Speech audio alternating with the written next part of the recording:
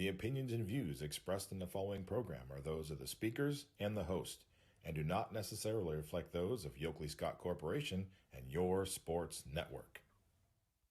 Yeah, I've been closer to Jesus before, so can you help me out? Oh, can you help me out? Am I on my own? Am I on my own? Or can you help me out? Am I on my own? Am I on my own? Or can you help me out? Can you help me out?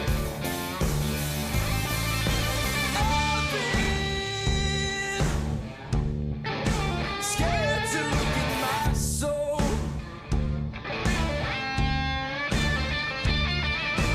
I've been afraid I would follow alone. Yeah, afraid of the things I've been told. Welcome into a Thursday edition of Running Point, presented by Greenwood Chevrolet on Mahoning Avenue in Austintown. If you're in the market for a brand new or slightly used automobile, do check out the good folks at Greenwood Chevrolet on Mahoning Avenue in Austintown. They got a great sales department, service department, finance department. Add it all up, it's a great dealership, one that you need to check out before you sign your life away when it comes to buying a new or used car. Before you prick your finger and sign in blood. Yeah, exactly. Which is basically what you're doing with the price of cars these days. I mean, you're basically giving up your arm, leg, and firstborn. But the good folks at Greenwood Chevrolet on Mahoning Avenue in Austintown will soften the blow. No joke, that's what it feels like you're giving up when you're doing college textbooks. Like, they're like, hey, we're going to take your soul and your firstborn child for this semester. Yeah. All right, here you go. Yeah, well, yeah. So you're telling me I need to spend $100 on this in order for me to pass this class? Yeah, this is highway robbery. Well, yeah, and then if you get into a math class, it's $100 for the textbook, $100 for the online code, and then $100 for the, it's like $300. There you go. There you go. What really gets me is the ones that you spend a lot of money on and the class never opens the textbook. And you're sitting there like, I just spent $100 on something that I'm not going to be using. Like if you don't plan on using the textbook, don't put it on your book list as a professor. There you go. These are simple things. Yeah, this is a good idea. This is a great idea. I wonder where that money goes to. I mean, if the professor's like, I'm not going to use this textbook, and all these people are going to buy the book, maybe Straight I can get into it. The professor's pocket. Maybe I get party money here. That's his pension. Hey, just get people to buy books. We don't care if you use them. Just make sure they buy them. Yeah. We'll kick some your way. Yeah. You'll be fine. This is my party money at the end of the semester. None of this is true, by the way. We're just... Yeah. No. The price of textbooks is true. The kickback to the professor... Oh, no, none of that's true. I mean, I'm just wondering out loud. I'm wondering where all that money goes to. I mean, if I'm spending $100 on a book, I'm damn sure going to use this book. I'm going to use the hell out of this book. Because I just spent $100 on it. If I don't use it, then it's $100 wasted. When you never use it in class, you know what the fallback for that for the professor is? It's an added resource that you can use on your own. And I get it, but it's like, if we're not covering stuff specifically in the textbook, then why am I going to go in the textbook? Yeah, and how the hell are you a teacher if you're not using a textbook, or if you're not using material that everyone already has their hands on? I mean, if you're winging it, and you're basically going rogue. Screw you! You don't belong in teaching. But there were a lot of professors that were like that. They lectured for an hour and they made slides and they never really said, "Hey, we're going to open your textbooks and use this." So it was just like, how the hell do you study then? What are you studying on your notes? You used their slides and notes from the lecture. That's what you had to study. Pshaw. Pshaw. That's bull crap. All right, we got lots of sports to talk about. We have the head basketball coach for the undefeated Struthers Wildcats. Quickly, knock on wood, so they don't get jinxed tonight. Right. Struthers in action tonight, and we'll hear from Mike Wernicke. He's coming up in about 10 minutes. One of the things I want to ask Coach is, how he prepares for what is promised to be a very physical game. Because Canton South, we've talked about the EBC plenty of times. Yeah. They play physical. You look at final scores in the EBC, not a lot of 60s. A lot of really good physical defense inside the EBC. Yes. So I'm interested to see how you kind of prepare for that kind of game, because obviously you can't go full bore physicality in practice because you don't want to hurt people.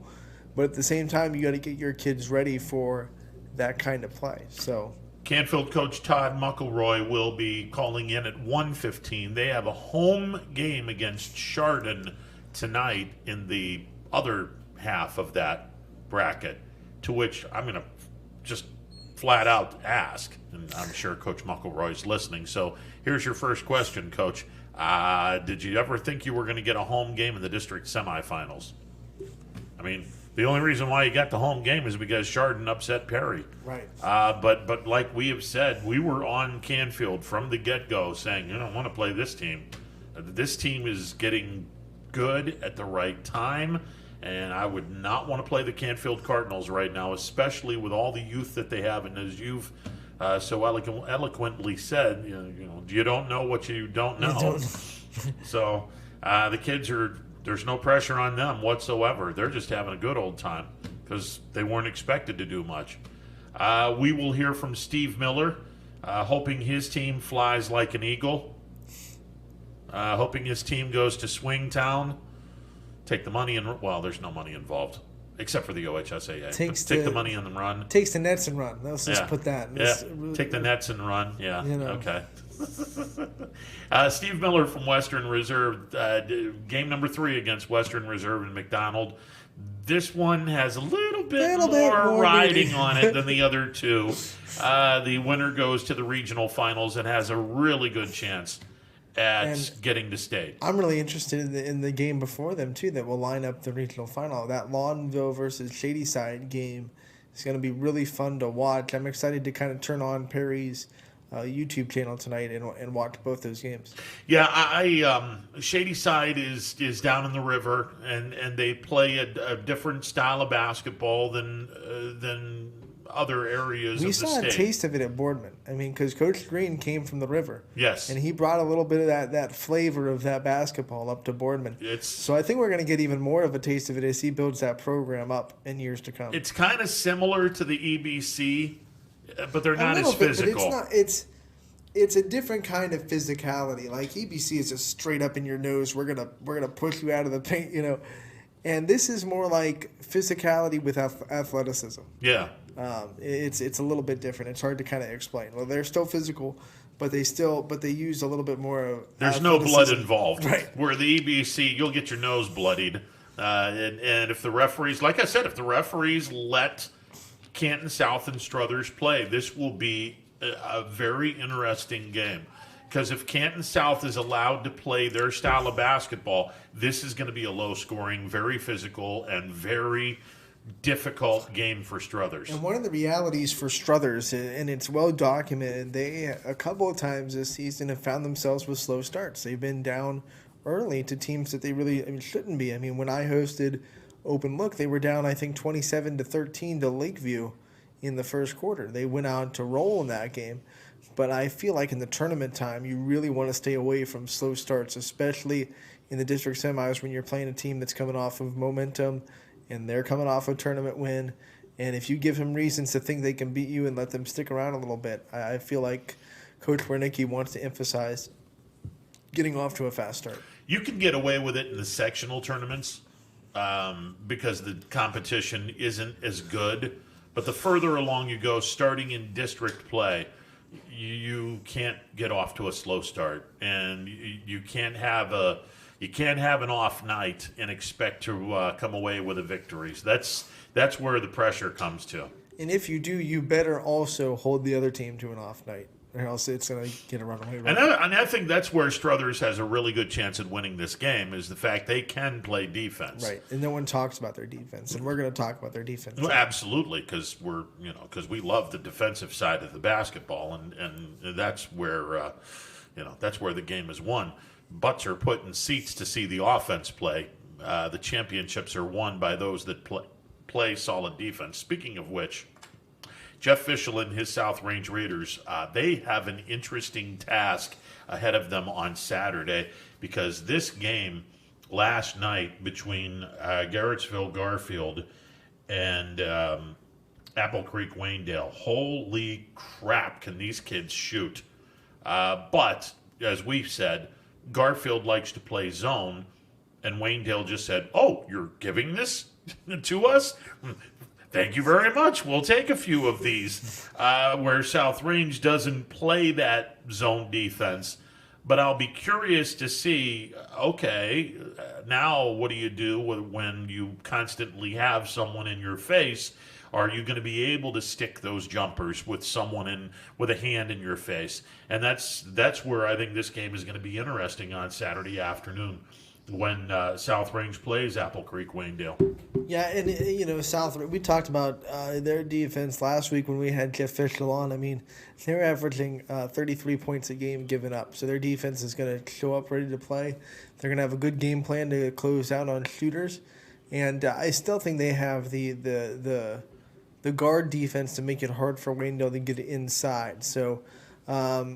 I don't think they're going to watch the Garfield tape. I think the really interesting tape for them will be the district final for Waynedale against Tuslaw. That's a much more applicable tape for what Waynedale does against man-to-man defense and what they should expect to see, because Garfield played so much zone. It's really hard for South Range to say, oh, this is what their offense is going to do, because South Range is almost never in a zone. Yeah. So I think that they'll watch. I know Fischel was there. That he watched that game. There's something to be said about seeing a team live instead of seeing them on tape. So he got to see them. He got to see their body language off the floor, maybe little things that he can take advantage of. But when he watches the tape, I think the Tuslaw game that got them to the regional semifinals was going to be the first one he watches. Well, and this is the reason why, if you can play really solid man-to-man defense, you can go a long way in the tournament. If you have to rely on a zone defense or a help man, and help man is a great defense, right, but it's not straight up man-to-man. You're guarding. It's a combination of both. It's a hybrid of both, actually, because you're guarding an area on the floor, not necessarily the player. So it isn't man-to-man, but it isn't zone. It's a combination of both. The other teams that don't go far at this stage when you're in regionals and you're in like the state are the teams that rely on full court presses. Because eventually you run into a team that can break it and get easy layups off of it, and then all of a sudden you're like, well, now what do we do on defense? This is how we've defended people all season. So you see a lot of teams that teams that play strictly one kind of zone and they just stick to that, and then the teams that play full court press for the whole regular season. Those are the teams that tend to struggle when you get to this stage, when you're in the regional finals, you're in the state semifinals. Because at that point, you're going up against players that can just beat the press with relative ease, and then you're sitting there like, we don't know how to play a lot of good half-court defense because we don't really have to that much. So, well, I think you have to be able to press, but you also can't be the team that relies on that. But that's where if you've quote mastered the full court press, but someone is going down the floor in regional play and pretty much destroying your full court press, well, you should have also learned how to do half court traps and different things like that, which is. But surprisingly enough, there are teams that just don't. They're just because all season they've been beating up teams with this press, so they feel like, well, why should we work on the other stuff? This is getting us 50 points a game just on turnovers that we cause on the press. And then all of a sudden they go...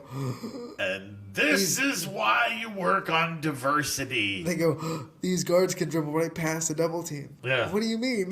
Well, this is why you work on diversity. That's, that's where the state championship programs come from. They have diversity, and those that have diversity, well, they go a long way. Speaking of diversity, a guy that has one of the most diversified basketball teams in this area, and they're undefeated for a reason. The head basketball coach of the Struthers Wildcats, Mike Wernecki. Coach, how are you today, sir? I'm great. How are you? I'm doing good. You got this matchup tonight against Canton South out of the EBC, and Anthony and I have talked an awful lot about how this league is completely different from any other league in that they play in your face, very physical, your nose will be bloodied on occasion type of defense, where if the officials let them play this way, they can really wear down some teams. I'm sure you have seen Canton South. What are your impressions of this basketball team heading into the district semifinals, Coach? Well, I'll be honest with you. There's two factors to this team, and as I've gone through it, one of the things I'll prelude to that. One of the things that's been different about this year's bracket is, the other side of the bracket with Poland and whatnot. They're all playing teams that they're relatively familiar with, and our side of the bracket is filled with a lot of teams that we are not familiar with. And Canton South is a team that I had not seen play ever leading up until this week. As far as they go, they are as well coached as any team that I have coached against since I've been at Struthers. Coach Connolly's got a plan for every scenario, offensively and defensively throughout the game. So I've been unbelievably impressed with their day-to-day preparation and the things that they're able to do in different scenarios. As far as their basketball team goes, this is the best team that we've played all year relative to the time that we're playing them. They've won 10 of their last 11 games, and they have all the ingredients to beat you. They've got a guard in Shamar Blackman who's as quick as any guard that we've played all year, who can get to the rim when he wants and can also extend the defense by making some threes. They've got a very physical guard, a left-handed kid named Braden Brooks, who can shoot it from the volleyball line, and they've got a really intriguing, undersized, kind of bowling ball post player in Tyler Pritchard. They list him at 6'3", but he is very physical inside, and if he doesn't score off of a move, he usually gets himself to the foul line. And then they've got some other pieces, a kid named Brady Knoll, who reminds me a little bit of, when you look at him, of Carson Ryan, who we had last year. He's a 6'4", 6'5" wing, and he's extremely long and can really affect the game on the defensive end. And then there are other starters, a kid named Luke Hattery, who's another really good rebounder, shoots a really high percentage under the arc. So, this team provides many, many obstacles for us, and they definitely have our attention. If we don't play our best game of the year, we could easily come out of this game with a loss. When you kind of look at the way the Division II bracket is scheduled, you have a little bit more time to prepare for Canton South than a normal kind of scheduled regular season game. Do you think, like you said, these are teams that you're unfamiliar with? Is it kind of an advantage to have a little bit more time to go and prepare for Canton South? I'll tell you, it's a catch-22.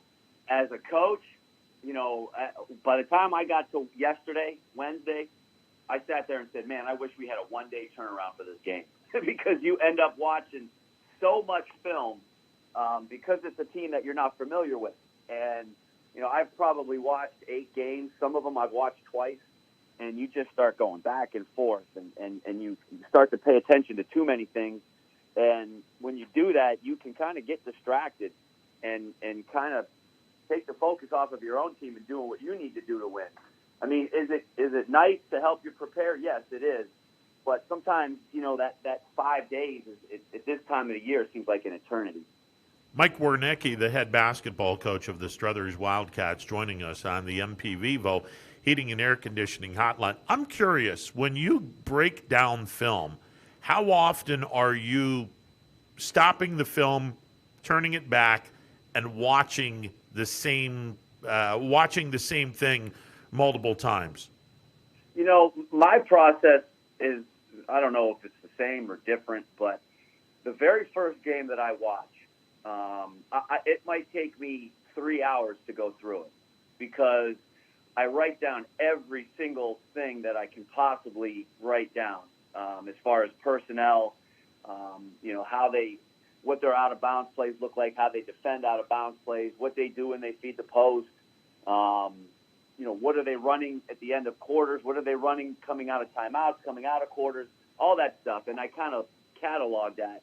And then every game that I watch after gets a little bit easier to watch because I start to see patterns develop.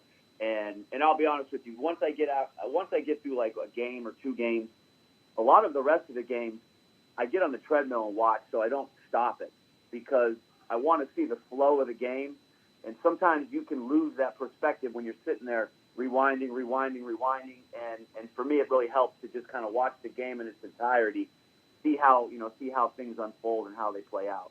Some coaches, and I've talked to some folks, they'll flat out say, hey, we're just going to watch the game film in its entirety, and then I'm going to watch it again, and that's when we're going to stop, rewind, see this again, look for some patterns and whatnot. But you see the game in its entirety first, and then when you see the game again, that's when you start taking all the notes. Yeah, I mean, everybody's different, and that way is worked for me for a long time. I just like to have my notes in front of me to say when I see something different, oh, you know what, that's not a new play. It's just they didn't run it right, or it's a wrinkle to what they did, 3 games ago. So, I mean, again, there's a lot of coaches out there better than me that probably do it different to me, and this is what's worked for me, and, we'll see. Hopefully it'll help us tonight.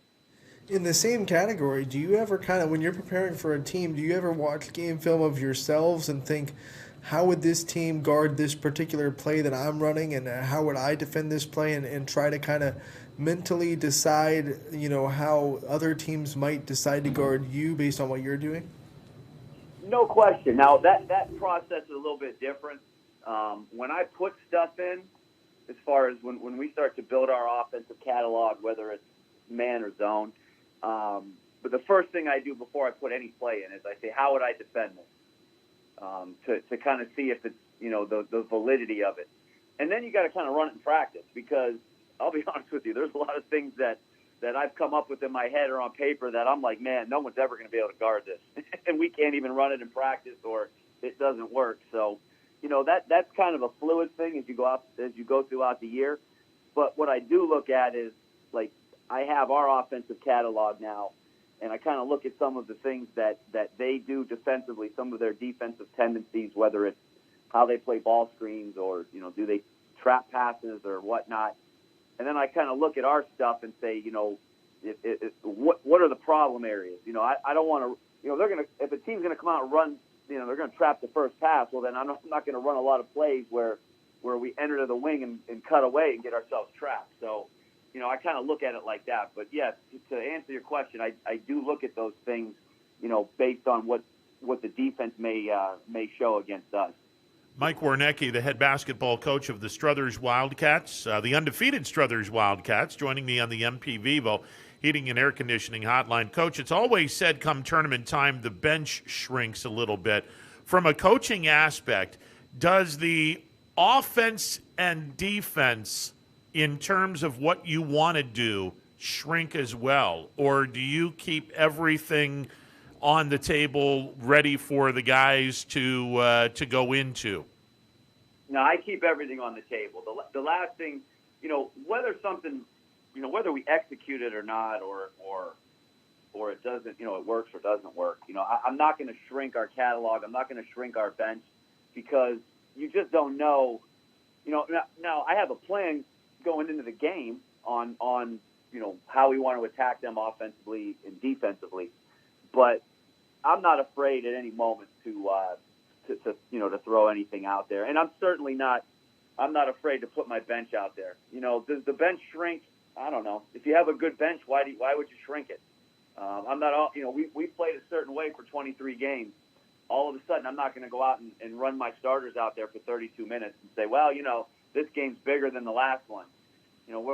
My guys, my bench guys understand, what their role is and when they're going to be inserted and what they need to do when they come in, and that's how we're going to play it. It's no secret that a couple of times this season you guys have gotten off to kind of a slow start, a slow first quarter. You get down by a couple of points or maybe 10 points to a team. That starts to get a little bit more taxing when it's tournament time. Is this a point of emphasis as you go forward, how important it is to get off to a very quick start in these type of games? Oh, absolutely.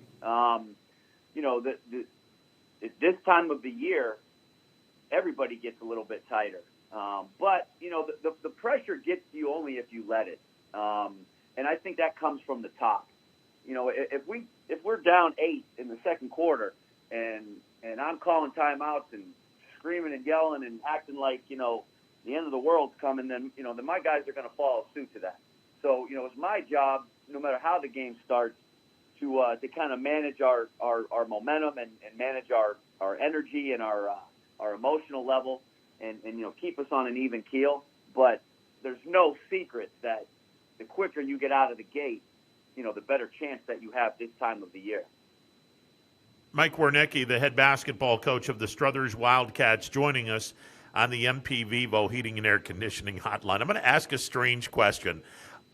In a pressure situation, I recall many, many years ago, Joe Montana, prior to leading the 49ers on a 92-yard scoring drive in the Super Bowl, looked into the stands and said, "Hey, isn't that John Candy?" And everyone's looking at him like, "What the hell's wrong with you? We're in the middle of a game." But then everyone realized, wait a minute, he's just trying to take all the pressure off. Is there a situation where game's on the line and everyone you can see they're tight? You just say something completely irrelevant or crack a joke just to get everyone loosened up? I've done that this year. We've had some tight moments in third quarters, even in start of fourth quarters, and we've had a timeout, whether I called it or whether it was a TV timeout or whatever you want to call it. And I looked at the guys, and I'm not very funny anyways, but I've just looked at them and said something stupid, and I said, "Look, guys, this is fun. This is what we want to do here. Every game can't be decided in the first 5 minutes, and fortunately, we have been pushed this year in first halves and second halves, and we've had our share of adversity. I'll just go back, 2 weeks ago on Friday, when Aiden Slocum went down in the third quarter with his fourth foul early in that quarter. And, we had some adversity there. We hadn't been in a situation all year where, Aiden was off the floor 6 minutes to go in the third quarter in a 5-point game. What do we do? And our bench stepped up and we fought through that and ended up doing what we needed to do. But yeah, there's certain moments in the game where, you got to remember it's just a game, and, every situation isn't life or death. And sometimes lightheartedness and changing the mood just gets their focus back on, okay, we're good. Let's go out and do what we need to do now. We've talked to a handful of coaches that would normally be playing their tournament games at the Struthers Fieldhouse, and they say, we love that we're home, but we miss the Struthers Fieldhouse. It gives that tournament atmosphere. So from your perspective, you do get to play districts at the Struthers Fieldhouse. How special is it to host this district semifinal game and to get it in a place like your home where it's just such a tournament atmosphere in there? Well, I'll start with this. Anytime you don't have to get on the yellow bus, it's nice.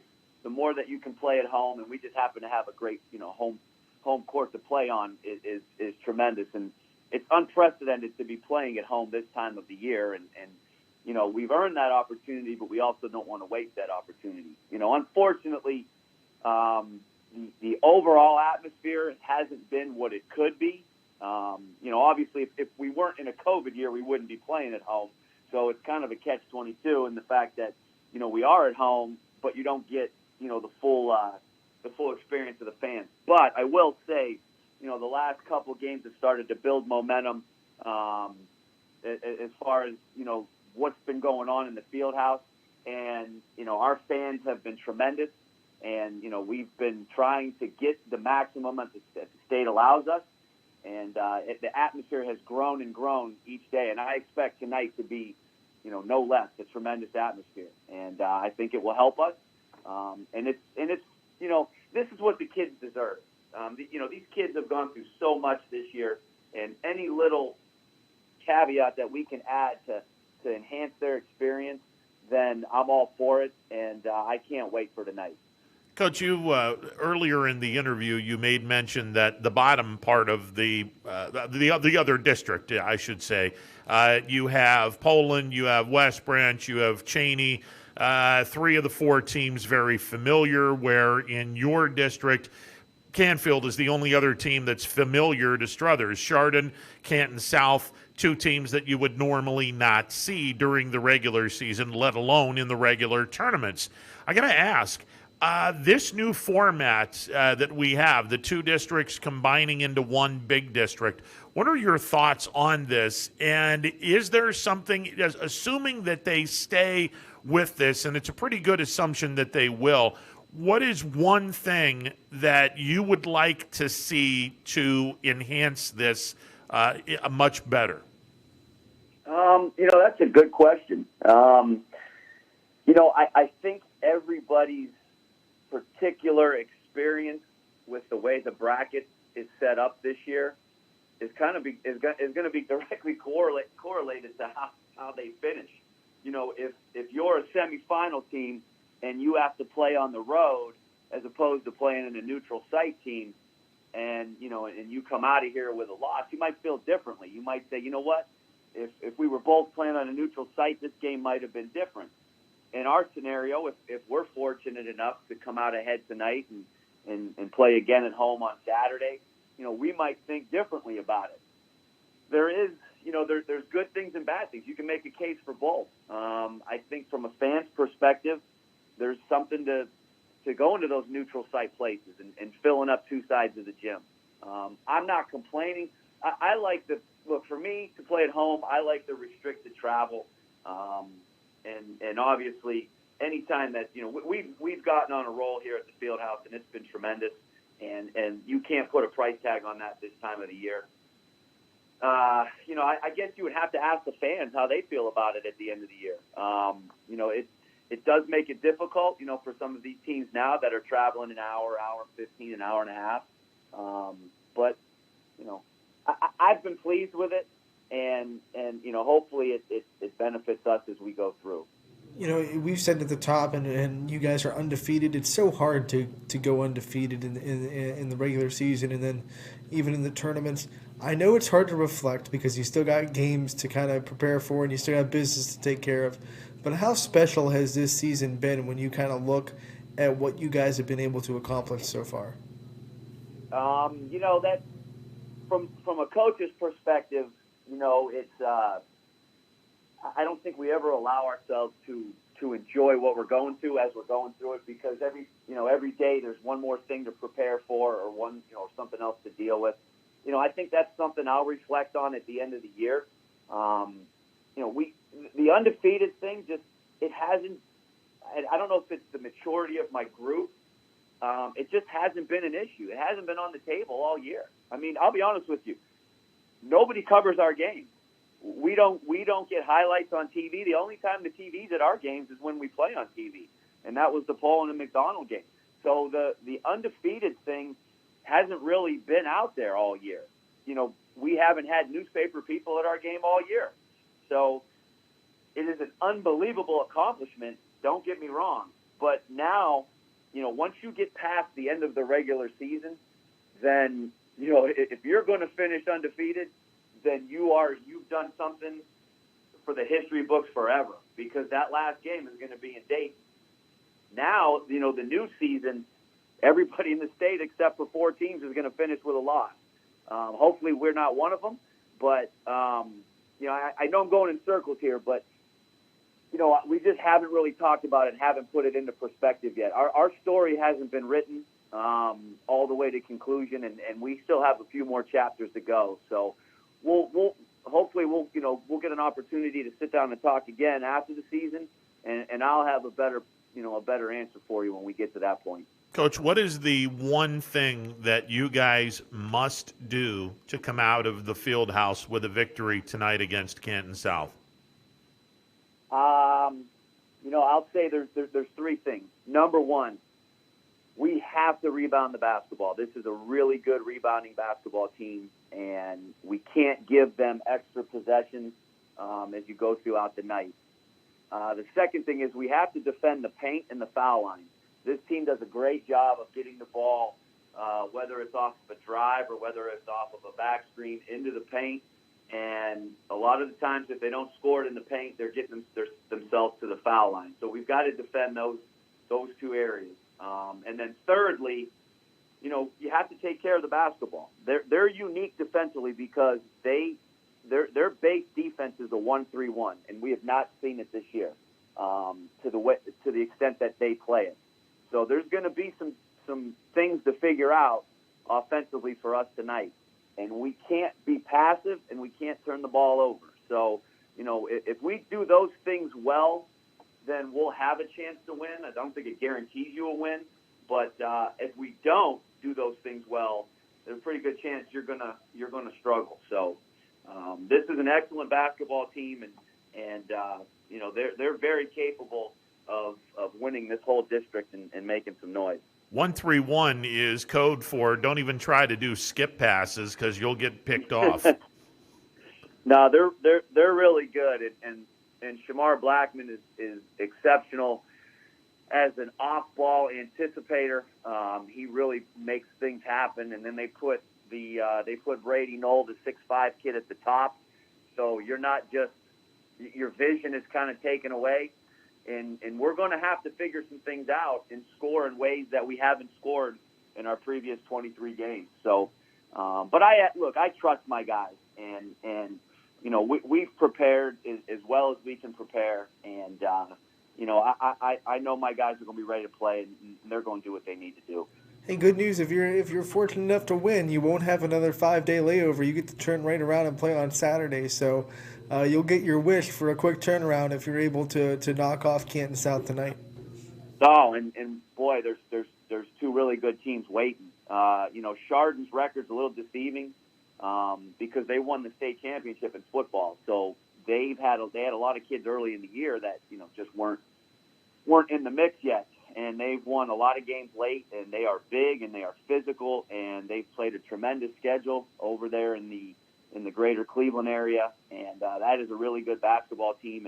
And obviously Canfield has steadily gotten better the whole year. Coach Mcelroy does a tremendous job with that group, and Trey Dye's having an unbelievable year. I think he had 33 the other night against Ursuline.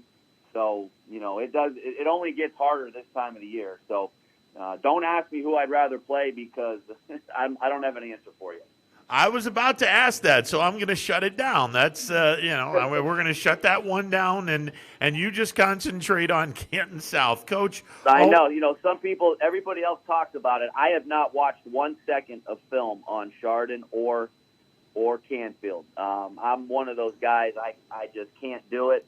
I don't know if it's my mind can't handle two different teams to prepare for, and certainly from I never want to put the cart before the horse. I mean, I understand how quickly you can get distracted and how quickly these things can change and your season can get taken away from you. So I'll deal with the other team, whoever it is, if we're fortunate enough, and if I got to stay up all night tonight, so be it.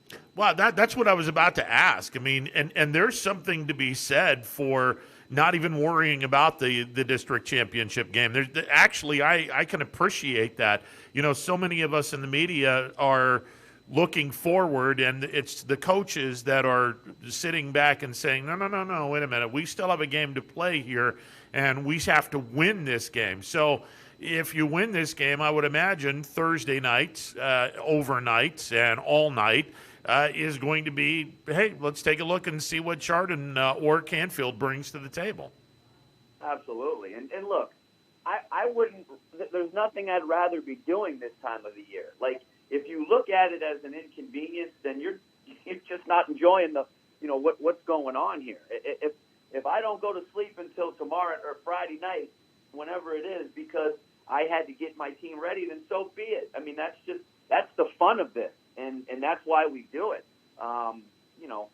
Is it insane? Yeah, it's insane. But geez, like there's nothing else in this planet I'd rather be doing if I'm not spending time with my wife and my son or my family than watching film and getting my guys ready for a game. Yeah, and that's the thing. I mean, coaches spend so much time to prepare the team. I think there's a lot of time that you spend that people just don't know about because it's all behind the scenes. So hats off to you and your staff. You don't get to this point without the work that's put in, and I think not enough people understand the work and the extra time that goes into being a head coach and even the assistant coaches on the staff. No, you're right, and I would be unbelievably selfish if I even took any of the credit for this, because I've got a staff behind me that does anything that I ask and anything that I need, and they're good at everything that they do. And I've got an administration all the way down from my superintendent, Pete Perrone, and our principal, Roger Day, and my athletic director, Nancy Knight, who, they don't get any credit for our season because, people just don't look at your administration as far as that. But, we would not be here without their support. They've kept us moving forward every day. They've helped us get through any of the distractions that we've had to get through off the floor, and haven't scored a basket or had a rebound this year. So I don't have a whole lot to do with it. I mean, there's just a lot of people that have way more impact on our games and on our season than I do. Okay, so here's the plan for tonight. Take care of Canton South, order about 3 really good pizzas from the Elmton, get back home, crack open some beer, eat some pizza, and prepare yourselves all night long to study Chardon or Canfield. You got a belly full of pizza, belly full of Budweiser, and a knowledge of basketball, Chardon or Canfield style, and you're ready to go and eat some pizza for breakfast on Friday morning. I don't know, Ron. If he eats all that, he might. Are you trying to kill me? No, listen, I'm just saying. Take a couple of pizzas. You and the coaching staff have some fun, eat some pizza, and watch some film. Ron, if he does all that, he might be asleep by halftime of the first game. I know.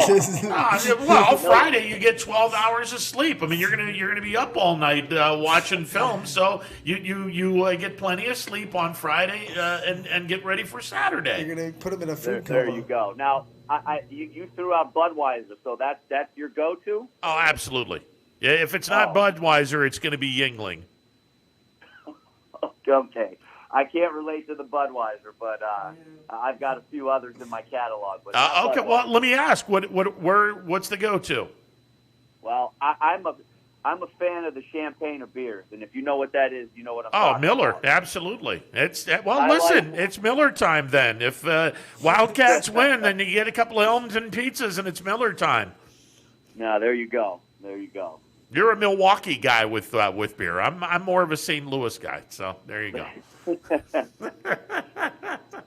Hey, best of luck to you tonight. Congratulations on the incredible success of this basketball program. You got your hands full tonight. You know it. Go out, get the victory, and then order some Elmton and get ready for Saturday. Well, I appreciate it, and I thank you for your continued support and allowing me to come out and talk to you. And like I said, hopefully we get a chance here to talk again really soon. So, absolutely. God bless, and hopefully we're fortunate enough to come out with one tonight. I will talk to you soon, my friend. All right, Coach. Always a pleasure, sir. And even though he's a Miller guy, that's all right. That Miller beer's okay. I mean, it's not bad. It's not Budweiser, but it's not bad. I don't drink, so I don't. Well, no, I'm just I'm taking everyone's word for it. But I will say this: their pizza in Struthers, the Elmton. Oh dear God, is that good pizza? It's good. Oh, that's on the upper echelon of list of really, really good pizza. And as we've always said around here, our pizza is the best in the country. Forget about Ohio; it's the best in the country. They have good roasted chicken too. Yes, they do. Yeah. Yeah, the Elmton is more than just pizza, but man, their pizza's top notch. That's one of the things I miss about going to the field house for tournament games. You always get Elmton right before the game or after. There you go. So. Yeah, you can get Elmton there, the popcorn, and once you go into the field house, you can smell the popcorn, which is incredible. You see all the parents rolling their eyes, and the kids come back from the concession stand with cotton candy, and they're like, "Oh, jeez, yeah, this is why I didn't give you the money and let you just go." You almost said confessional, I know. which basically everyone will be going to the confessional. But yeah, I ate a little bit too much. Gluttony, that's one of the deadly sins. So yeah, Oh, but look, I got cotton candy. Oh, you'll be gonna be one bouncing of those off. nights. You'll be bouncing off the walls all night long. Great. 330-886-0813, the MP Vivo Heating and Air Conditioning Hotline, open for go business. watch the game with your grandparents. I can't take this. No, it's the grandparents that are going to load the kid up Right, on all there's kinds of no- sugar. Here, go get yourself some candy, some cotton candy. You get about 2 boxes of popcorn, and then go to your mom. And you go to your mom and dad. My job is done here. Yeah, I've seen that done a couple of times. I've actually done that a couple of times. Oh yeah. Oh, well, I mean, I'm the uncle that everyone goes to, and when they were kids, they're like, "Well, Uncle Ron will take care of it." Damn right, I'm going to take care of you guys. I'm going to have you guys bouncing off the walls, I don't have to take care of you afterwards. and then put a big smile on my face and say, "These kids were angels. They're all yours tonight." I'm evil that way. We'll take a time out. Be back with more. Stick around. New things happen all day. Some are good, some not so good. In today's complicated world, while you're busy working, playing, and living life, we're busy helping you make sense of the day's news. And there's only one place where it comes together with clarity, context, and accountability. It's 21 News at 6 with me, Madison Tromler, and Derek Steyer. 21 News at 6. It's what the day's news really means to you. Welcome home to a home made homier with Baird Brothers Fine Hardwoods. Inspiration starts at BairdBrothers.com and is turned into reality when high-quality hardwoods are delivered right to your home. Baird Brothers has the latest design trends, shiplap and skinny lap interior siding, antique oak rustic flooring, and, well, you'll find them all at BairdBrothers.com. Ordered easily, delivered conveniently, enjoyed comfortably. BairdBrothers.com. WRS Wealth Advisors, the area's premier wealth and retirement specialists. Located on South Avenue in Boardman. Hi, this is Jim Myers with Myers Family Insurance, your local Medicare and retirement resource. We're excited to have sports back. Whether you're on the field or cheering from the stands, sports unifies communities and brings hope for the future. We're all one team working together. At Myers Family Insurance, we know the importance of a great team. Our team continues to grow to help you with your Medicare and retirement needs. The annual election period is October 15th through December 7th. Now's the time to make sure your plan continues to meet your needs for the upcoming year. Call today. Hi, I'm Colin Chupa. And I'm Kelsey Clem from K-Squared Marketing. Our boutique marketing firm specializes in media planning and buying, public relations, event marketing strategies, and strategic sponsorships. We can integrate our services with your existing game plan, or we can be your entire marketing team. Your goals, our game plan. Let's win together. Call K-Squared Marketing at 330-623-2730 or visit ksquared.marketing to learn more. Welcome back to a Thursday edition of Running Point presented by Greenwood Chevrolet on Mahoning Avenue in Austintown. Ron Pochester with you alongside Anthony Hardwig, who is what is going on over there? Having some troubles. Is the headphones kind of it got stuck it got between tangled? my leg and the table. So all right. We got it fixed. We're good. Well, you were doing Off the some air, I was under the deep table. sea diving. I was looking across and you're out of your chair. I'm like, wait a second. Where the hell is Anthony? What the hell did he do? And I'm like, and I'm calling for you, and you're like, well, I'm down here, and you're underneath the table. I'm like, wait a minute, I haven't seen this act before. I had to do some work under the table. Really, what I did is I went like this and disappeared right off the Yeah, chair. well, yeah, So, yeah. That's it was interesting to say the least. Speaking of interesting, Jason Kokrak today. His round is complete. The Arnold Palmer Invitational presented by MasterCard. Shot a 4-under par today.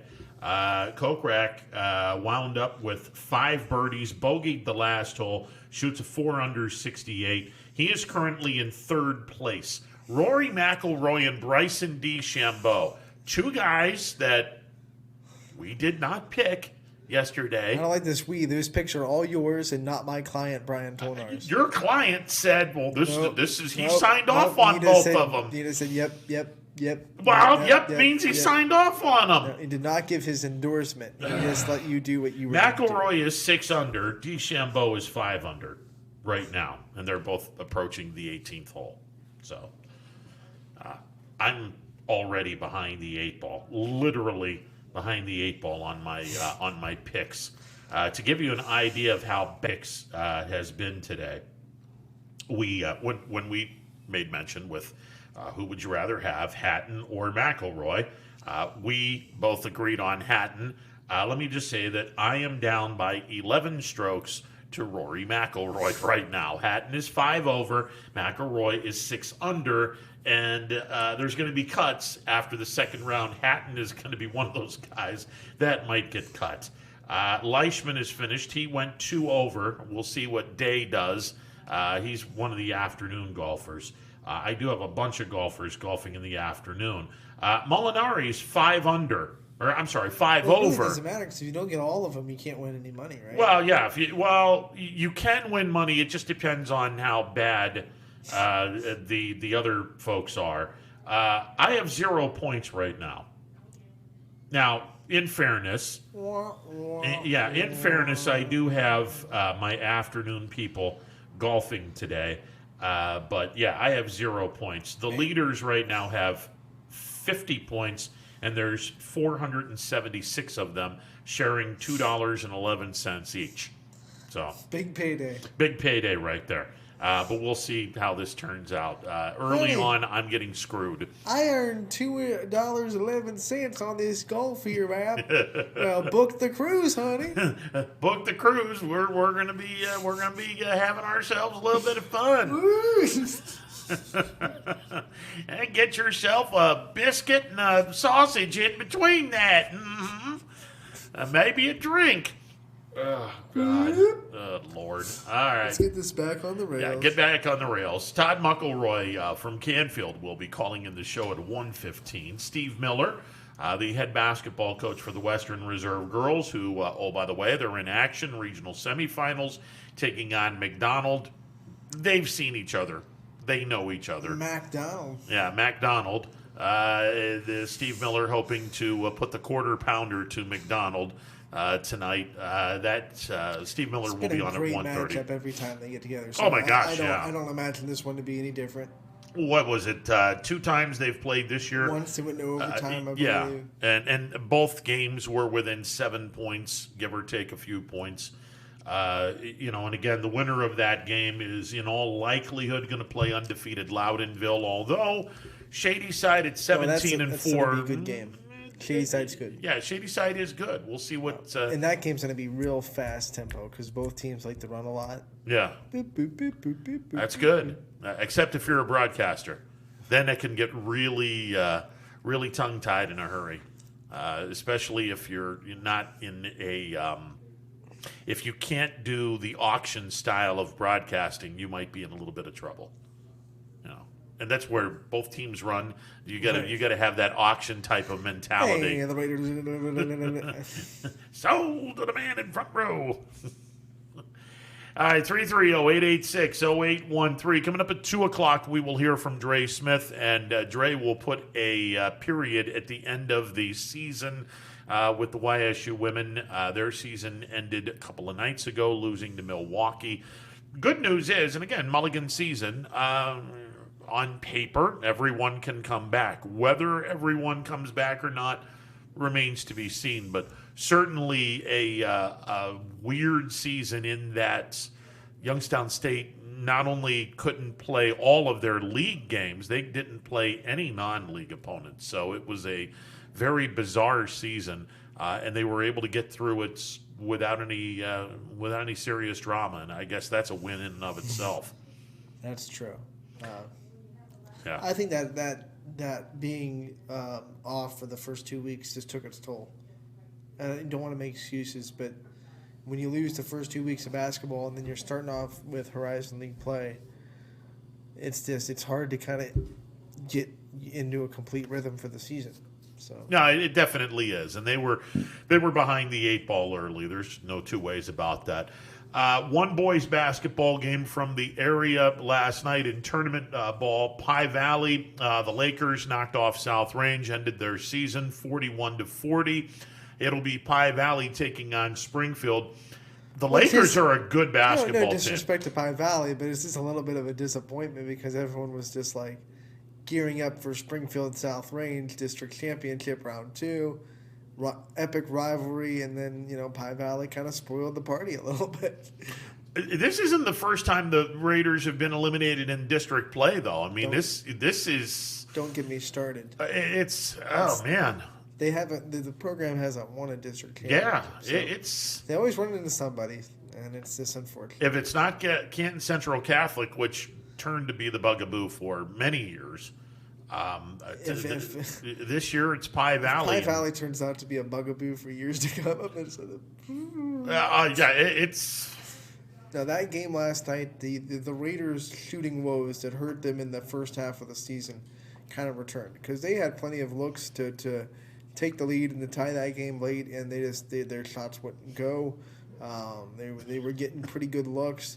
Eli Taylor got a really nice look from the high post. To win the game in the last possession, it didn't go. The Raiders got an offensive rebound and a mid-range shot from the baseline to try to win the game. That didn't go. So their shooting woes that kind of hurt them in the first half of the year really came back to haunt them. And they'd been playing better as of late, but they kind of came back, and their defense just couldn't do enough. It was just they played really good defense. They won the team to 41 points. You win more than you lose, but unfortunately for the Raiders, they just couldn't get quite enough offense going. Yeah, they held the Lakers to 5 fourth quarter points. I mean, that's you're getting the job done defensively because it was 36-30 going into the final quarter, and you held Pie Valley to 5 points in the final stanza. Okay, all you need to do is score 12 points in this quarter, you win the game, and unfortunately, South Range only scored 10. They wind up losing to Pie Valley 41-40. A good season nonetheless for South Range, and they will be back next year. And Coach Cullen, he stresses defense, and this team plays defense like nobody's business. Hopefully, in the off season, a lot of these kids start getting into the gym and start working on their shot. Yeah, they lose a couple of key pieces, but for the most part, they should return a pretty talented roster. I think Turvey is one of the young kids that didn't start the game on the starting lineup, but really implanted himself as a part of that program as the season went on. So I'm excited to see what the freshman, now sophomore, does in his coming years. And I think they'll have a very commendable roster for years to come for Cullen. Okay, now I have to ask because, look, Pie Valley, obviously they can play some defense.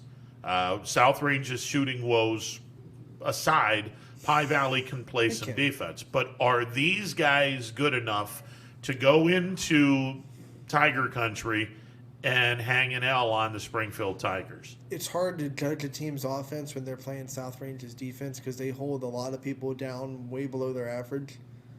So I'd hate to say, well, Pie Valley doesn't have the offense to stay up with Springfield, just based on the only game I've seen, which is the South Range game.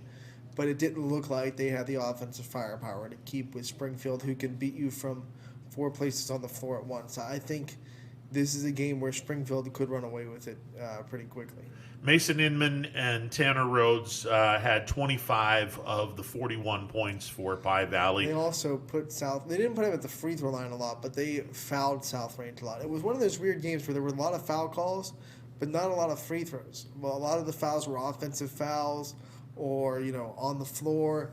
So I think both teams got to the free throw line maybe 2 trips apiece, somewhere all around there. Yeah, Range only went to the line 1 time, and they missed their free throw, and Pie Valley went to the line 6 times, and they only hit 3. That one free throw would have tied the game. It was 41-40. Mike Patron hit a bucket, and it would have been an and 1 to tie it, and unfortunately, this couldn't get it in.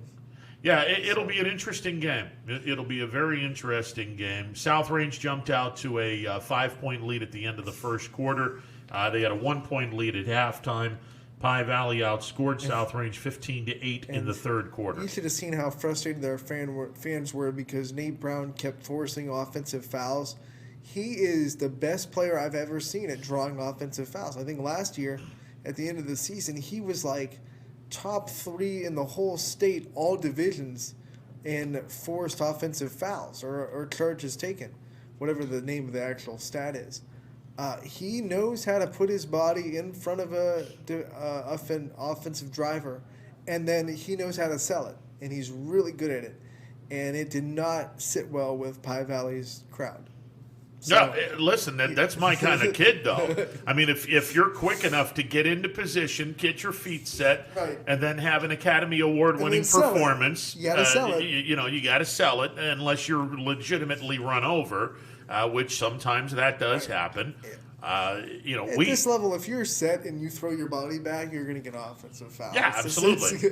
But you got to be set, and then you have to. Even if you're almost set and you throw your body back, I mean, if you're close enough where it looks like you're set, they're going to get an offensive foul 9 times out of 10. So he's really good at doing that. Yeah, you have to channel your inner WWE to where you don't absorb the contact, but you feel the contact as you just before, in milliseconds before contact, you're leaning backward. But you can't do it obvious, because if you do, you could get called for a technical foul. Or I've never seen that happen in high school. I actually have seen that happen. Really? Where a referee looked at this and said, "I'm calling BS." Boom.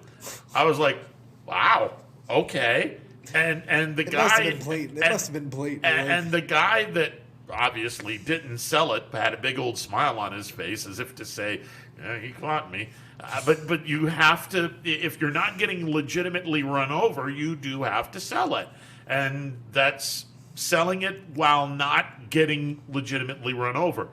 Now, years and years and years ago.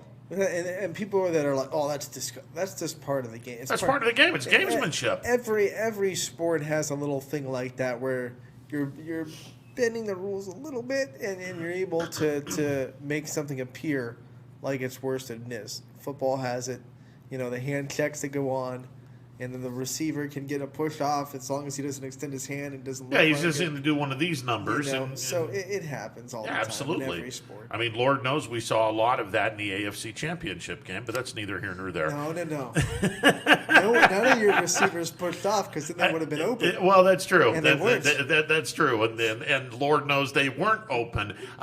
No, there's a great story, and I'm sure I've told it, where in the mid-'80s, Leetonia had what was supposed to be a really good basketball team. They wind up winning their one and only Tri-County League championship.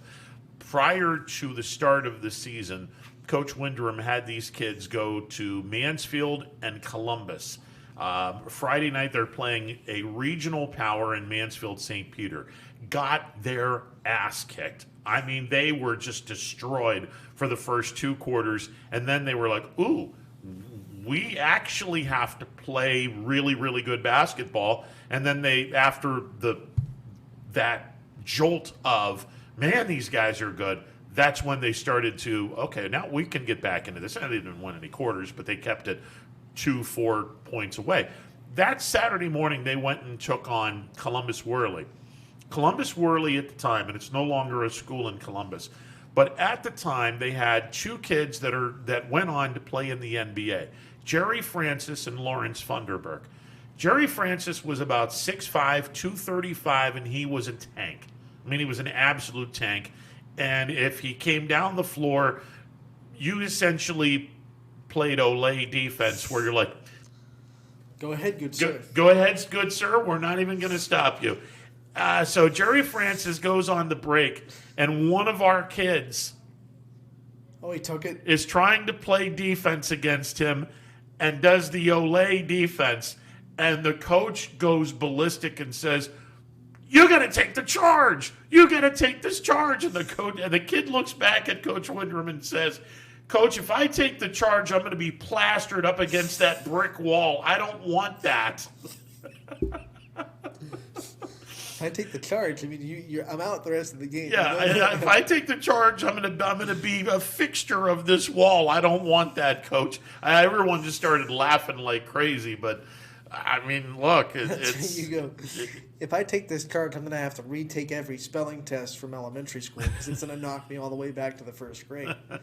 But come tournament time, you would have done that. Now, scrimmage, yeah, you're probably not going to take the charge from a guy that's running down the floor at 6'5", 235. That's, probably not going to happen. By the way, Lawrence Thunderberg was, I believe, 6'7". What a name for a guy like that. Both of them went to Ohio State. Both of them played really good basketball at Ohio State, and both of them enjoyed an NBA career. Thunder. Yeah, Lawrence Thunderberg. Yeah. If you're a man like that and you play basketball like that, you better have a name like Thunderberg. Well, he could also jump through the gym. He was Superman. He was pretty good. The headlines rate themselves. Yeah, man. Yeah. He was pretty fun to watch. And then Jerry Francis was just a tank. So but I appreciate kids in the regular season and in the tournaments that get after it to the point where they're drawing the offensive fouls, they're getting knocked to the ground, and then just to see the official do this and pull the arm out like that, oh yeah, it's the best feeling in the world. I love the officials that get super dramatic about it. Oh yeah, it gets the crowd pumped. Yeah, they wind up and they're like, bam. It's like the strike three called. Some of the umpires, they're just gonna go. Yeah, no, not me. And then they do like the little leg kick. That wants to do the leg kick. Oh yeah, and then there are other umpires. I will not name them. That will go this and then turn their body as if to say, pointing into the direction as if to say, bang, go to your dugout. And then like the umpires said that if it's really the closer it gets, the more dramatic their out gets at first base. So like if you're out by a mile, they'll just be like.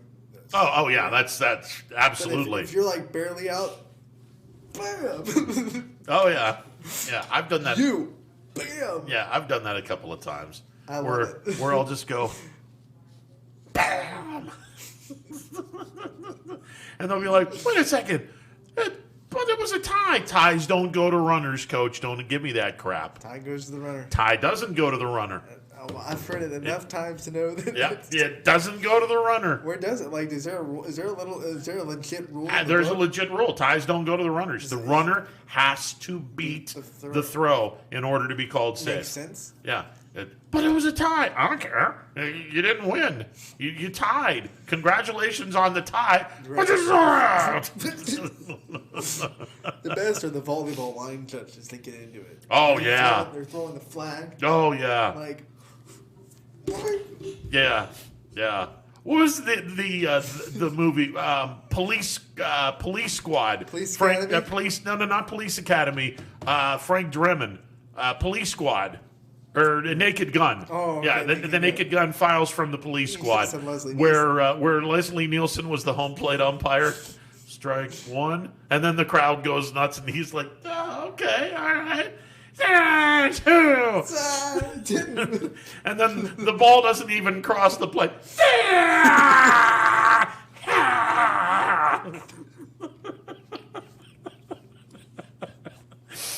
Alrighty then. That's great. Leslie Nielsen was the leading man before he got into comedy. Oh, he was a really good leading man. He went on Johnny Carson, and he's like, Johnny, I'll never get a serious role again. No, he's never going to. I mean, it's just, God, he was such a hilarious person. Little known fact that those movies were off of a television series that only lasted 12 episodes. Right. They actually did that on TV. It was on a Friday night on ABC. And all of that stuff, it was just hilarious, but nobody watched it. And they canned the show after 12 episodes. Everyone that was in the movies, except for OJ, everyone in the movies were part of this TV series. And it was funny as hell on TV, but nobody wanted to watch it for whatever reason. But oh God, I loved Absolutely loved Naked Gun. That was just funny stuff. All right, let's go to the phone lines and get a little serious here, because joining us on the MP Vivo Heating and Air Conditioning Hotline, the head basketball coach of the Canfield Cardinals, Todd Mcelroy. Coach, how are you today, sir? I'm great. How are you? I'm good. So let me ask you, in your wildest dreams, did you ever think that you would be hosting a district tournament this year? Well, I guess it depends on how many people are listening to me right now. Well, I don't have the truth serum to put in you, so you can answer it however you want to answer it, Coach. You know what I think as a coach, we always want to reach for the highest possible pennant to grab a hold of. To find this team this year, to find ourselves in a situation right now where we're playing in a district semifinal, you know, I can honestly say that I'm pleasantly content on where we are right now. You know, I just, you know, when I talked to you last, you know, we were sitting at a losing record and really scrambling for games to play and hoping that we can get this thing on track amidst of a number of different you know, extraneous circumstances and COVID and reschedules and postponements and all that. But, you know, obviously where I sit right now, I'm a little bit nervous, but I'm a little bit excited at the same time. So, I'm very happy with where this team is. And, you know, I will be honest, I didn't think we would be at this moment in time. But now that we are, boy, what a fun moment it is for these kids that have had the opportunity to share this ride here tonight. You said it, a lot of ups and downs this year, a lot of journey for COVID and everything, and you're not the only team to go through it. But talk about, I mean, what your team has gone through. It seems like through all of it, they get better every time they go on the floor. If I had to pick most improved team of the season between Game 1 and now, it would absolutely be Canfield. Talk about this team's character and what it has taken to kind of get through all that, and not only get through it, but come through it better. Yeah, you know, it just seemed like we were kind of going, and then all of a sudden on January 23rd, we were shut down for 2 weeks. So we really we hit a brick wall, and you know, the guys were pretty disappointed. We had a little bit of an exposure situation with a couple of our players that did test positive for COVID-19, and therefore we were shut down from January 23rd to February 5th. And you know, it was kind of interesting because we get back to practice on February 6th. All in a moment that, hey, we're used to the haphazard way that things are being scheduled. We're kind of adjusting pretty well. Then we go through a shutdown, and then on February 6th, we get back to practice. We practice on Saturday, February 6th. We practice on Sunday, February 7th. And then we have a game on the 8th and a game on the 9th. And lo and behold, we get back, and, you know, after beating Fitch at home and then beating Harding at home and then beating Howland on that Friday, you know, the coaches and I are looking at each other saying, hey, maybe the 2-week period off maybe helped us a little bit. And maybe they just needed to kind of hit the reset button. And, you know, from there, you know, we were playing some pretty good basketball. And, you know, obviously we ran into a buzzsaw in Boardman. But other than that, boy, we've really been doing a real nice job. And I think the guys maybe in some respects have maybe gained a little bit of appreciation for the time that they lost during those 2 weeks. So, you know, hopefully it was a good lesson for all of us. Coach, I know Anthony and I were talking prior to the start of the tournament, and I had said there's one team I would not want to play in the first couple of rounds. It's Canfield, because this young team is now finally starting to understand what it takes to win on the varsity level. And we have, well, Anthony, more than I have, has a great saying, what you don't know, you don't know.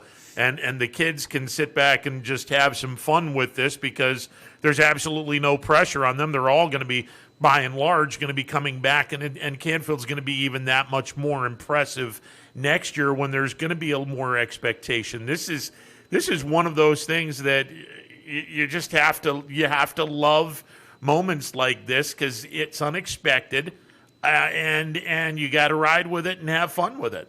Mm-hmm. Yeah, no doubt. I mean, there's something that often coaches say quite frequently during this time when you have a team that is overachieved, you're playing with house money, and you know, it's something that you just go out and, you know, these kids have really embraced the moment and saying, hey, we're just going to go out and, you know, what we shoot from the free throw line, what we shoot from the field, doesn't, it matters, but as long as we go out there and give 100%, these guys have always felt that we've always been in games, and it's a powerful thing when you got a group of kids, whether it's, we have 14 guys on our roster, and all 14 of them believe right now. So that can be a very, very powerful thing when you talk about belief amongst a team that's out there just doing it every night, going to practice. I mean, practices are great, and and they don't want to see it end. Let's talk about the game that got you to this point, man. When I saw that final score, it really widened my eyes. I'm not saying I didn't expect you guys to have a chance to win that game, but man, you dominated us, and I did not see that coming. What kind of went into going into that place, that hostile environment, and winning the way you did, and what kind of momentum does that give you guys coming into this round? Well, I will tell you that the way that game started out wasn't very good for us. We started down 7-0, and I called timeout. Guys were probably, I don't know if their heads were in the limelight or whatever, or they just couldn't focus or whatever. But after that timeout, boy, the ball started going in the basket. When you look at the stats after it, they kind of settled down a little bit. We started shooting the ball really well, and we shot 60% from the field for that game, shot 73% from the free throw line, and that's basically how you, from a stats perspective, how you really get to beat a very good Ursuline team by double figures at their place. But you could really start to see the growth and belief in our guys as they were playing out there. They really, really kind of got comfortable. They had to deal with Gunther's guards all night long, just pressuring us to no end, and did a real nice job of kind of we did turn the ball over a little bit, but I think that at the same time they really kind of became comfortable and just really started to kind of stick to the game plan of just, hey, weather the storm a little bit. They came up and pressured us a little bit. We got a couple easy baskets. It just was one of those things that was kind of a perfect storm for the full 32 minutes. But it doesn't work without those kids having to have some sense of belief when they're out there playing, because you know what, Ursuline, they are very talented. They got a big guy in the middle that's a very nice player. They got several guards around the perimeter. They're very talented as well. But our guys kind of felt that it had to be a team effort on a lot of different ways on the stat sheets on how we were going to win that basketball game. And hey, listen, I was surprised too. We scored 80 points. There's no doubt about it.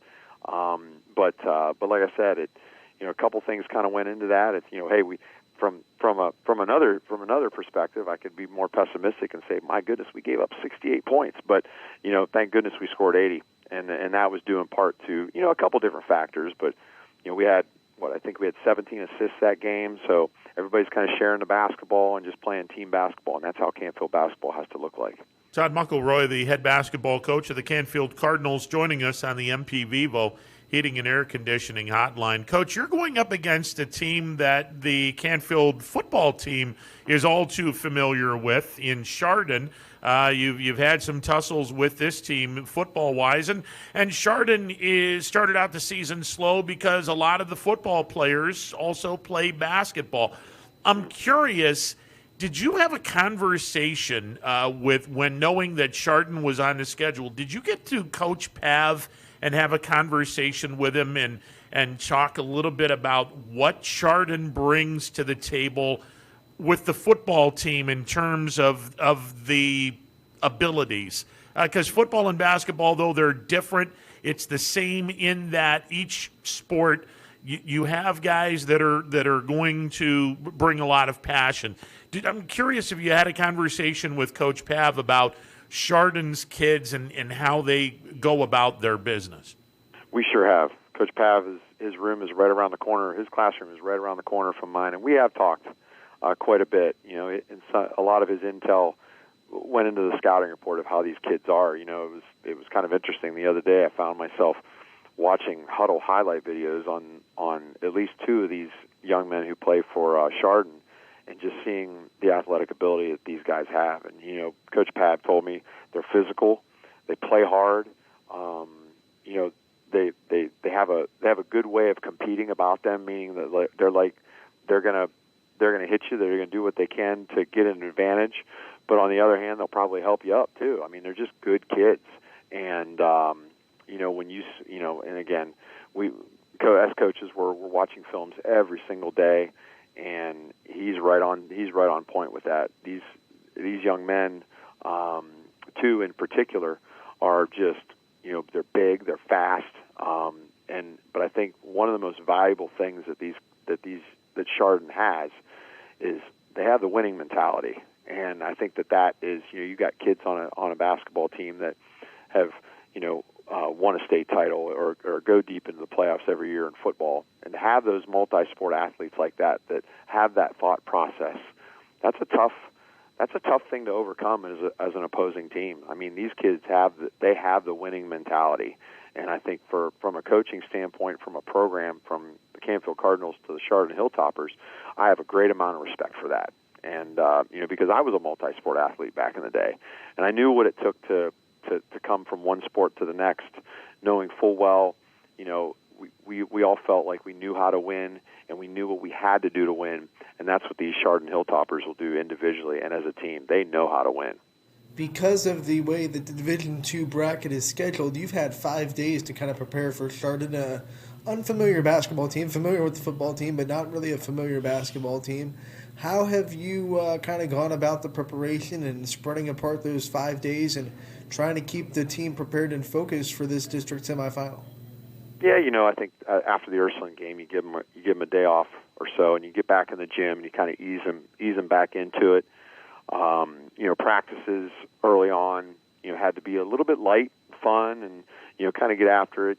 Have the guys competing against one another, and really try to embed the practice so they're not just totally thinking about what Chardon does and what we have to do in order to stop them from doing what they want to do. You set up, early on in the week, you set up kind of even teams, and you go after one another a little bit just to get those competitive juices flowing. I think practices have to be short and sweet. I know that a lot of student athletes today, they can't hold their attention for too long. So we're going an hour and a half, hour and 45 minutes, and going through some concepts, doing a lot of competitive shooting drills, doing a lot of competitive 5-on-5 that's controlled in some of the things that we want to do. Everything has to have a winner and a loser. That way you're keeping that hunger in practice, and the kids did a great job. I mean, having 5 days to prepare for a team, it's almost like too much time because we're so used to maybe preparing 1 day or 2 days for the next contest. But I know the kids appreciated the preparation. They especially appreciated the rest. And hopefully it pays off that we are prepared, and then if you get by this one, then you have 2 days to prepare for the next one. So that's really 1 day, and that's something that I think our guys have appreciated in this time. Where now we're seeing a sense of consistency of knowing how long we need to prepare and what we need to do in order to get to what we do to meet our goals. All right, so I got to ask, Mike Warnecki had said that the district that you guys are in, it's a little unfamiliar in that Canton South and Chardon are two schools that you normally don't see, whereas in the other district, well, you've got Poland, you've got West Branch, and you've got Cheney. Now, Louisville is a team you probably normally would not see. This leads us into the new concept that the OHSAA has put together, and I'm sure it's going to be around next year. The two districts combining into one supersized district have two different tournaments going on. What are your thoughts on this, and what can the OHSAA or the Eastern Board do to amplify this in a positive way? Well, I think that talking with the coaches, I've talked to a lot of people who do it's nice to have home games, and it's kind of interesting how our journey has begun because we started with a home game, we had to go away, and thanks to Chardon, now we can host a home game again. We miss those neutral sites. I think that that's something that I miss a lot as a coach in going to Boardman or going to somewhere where I can go watch and see all the other coaches there. The level of familiarity isn't really a problem for me because, I still have a lot of connections up near, like, and Streetsboro was there too, and that's where I used to be. And, certainly I think this day and age and having Huddle and all that stuff with regards to the online video system, you can get films from anybody. So it's been kind of nice to kind of see those teams that have come in and it's unfamiliar. I think that we're on the right track here. I think that, obviously it's a little bit different. So I think any first year of something that's been different, having these different districts, I think there's a lot of, I would probably say that there's a lot of coaches that don't like it. But I think it's just going to take a little time for us to get acclimated, because I don't think it's going to, like you said, I don't think it's going to change. And I think this is all going to kind of stick around. I think that the toughest part this year was just trying to seed teams that had maybe only 8 games coming into the draw or whatever. So I think that it's going to be a lot better of a system once we have that consistency where everybody has like 15 or 16 games by the draw. Because I know for myself, it was very difficult to seed some of these teams only having a few games they played, and that wasn't any fault of their own. But like I said, I think that they're on the right track. I don't think we're going to go back to the old ways. So if we are going to continue to progress to the new ways and these super districts, I think this is it gives teams some freedom on where they want to go and who they want to play. And I certainly appreciate that as a coach. And if it means seeing someone a little bit different, then I think that that's something that as far as our team is concerned, we do play a pretty diverse schedule in the way we've played Louisville, we've played Dover, we were supposed to play Lake, and so we play a lot of different schools, and I think it's kind of fun maybe to get away from the traditional district, but then hopefully come back to it to where we are maybe playing a Poland for the district finals, or at least a local team. So you miss that local flavor and those local rivalries that have been forged, but perhaps you can maybe forge some other ones even if they're out of this county. Earlier in the season, I talked to your counterpart on the girls' side, Matt Reel, and he was talking about how close-knit this athletic department is between Canfield and all the different coaches, and how closely they work together, and how much that helped him through this season with all the shutdowns and whatnot. Can you talk to your perspective how much the close-knit of the athletic department has helped you throughout the season? Yeah, every day when we're in school, I have lunch with Coach Reel. I have lunch with Mike Pavlansky and Dean Conley and Matt Koenig, who they used to be former coaches here. And I've been very fortunate in my coaching and teaching career that I've never really been in a school where coaches didn't get along, because you do hear a lot of situations where maybe coaches don't get along very well, and that just makes for an extremely difficult day at work. And I've been very fortunate, and here at Canfield, we do have to share athletes, and everybody understands that. And when I came here, certainly, from my background, I was a multi-sport athlete, and I understood the importance, probably not from a coaching perspective, but I understood the importance from a player perspective on how important that was for me for my development. So I think that the bottom line around here is, whether it's myself and Matt Reel, we have to share the gym. We communicate effectively about who's using the gym on a certain night.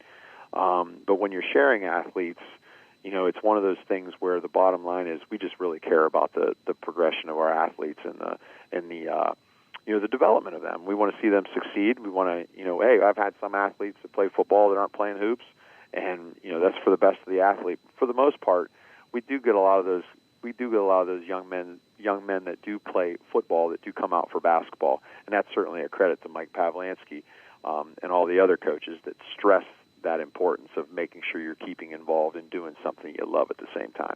Coach, before we let you go, and we're speaking with Todd Mcelroy, the head basketball coach of the Canfield Cardinals, what is the one thing that you must do well in order for Canfield to get a home victory tonight against Chardon? Well, on the defensive end, we have to keep them out of the paint. They do a great job of kind of taking the ball to the hoop, and we've got to make them become more of a perimeter-oriented team. I think on the offensive end, we have to really effectively and efficiently run our offense, and we have to be sharp on every aspect of our passes and our fundamentals. I think overall we just got to go in and do the fundamentals right, because right now at this stage of the game, throw out all your plays and throw out everything else. You just got to go out. You got to work hard. You got to perform your fundamentals, and that could get us a victory tonight. Fingers crossed we get an all-local matchup for a district championship on Saturday between Struthers and Canfield. Coach, congratulations on the success. Best of luck to you tonight against Chardon. Thank you, guys. We'll talk to you soon. You got it. Todd Mcelroy, the head basketball coach of the Canfield Cardinals. I love that program.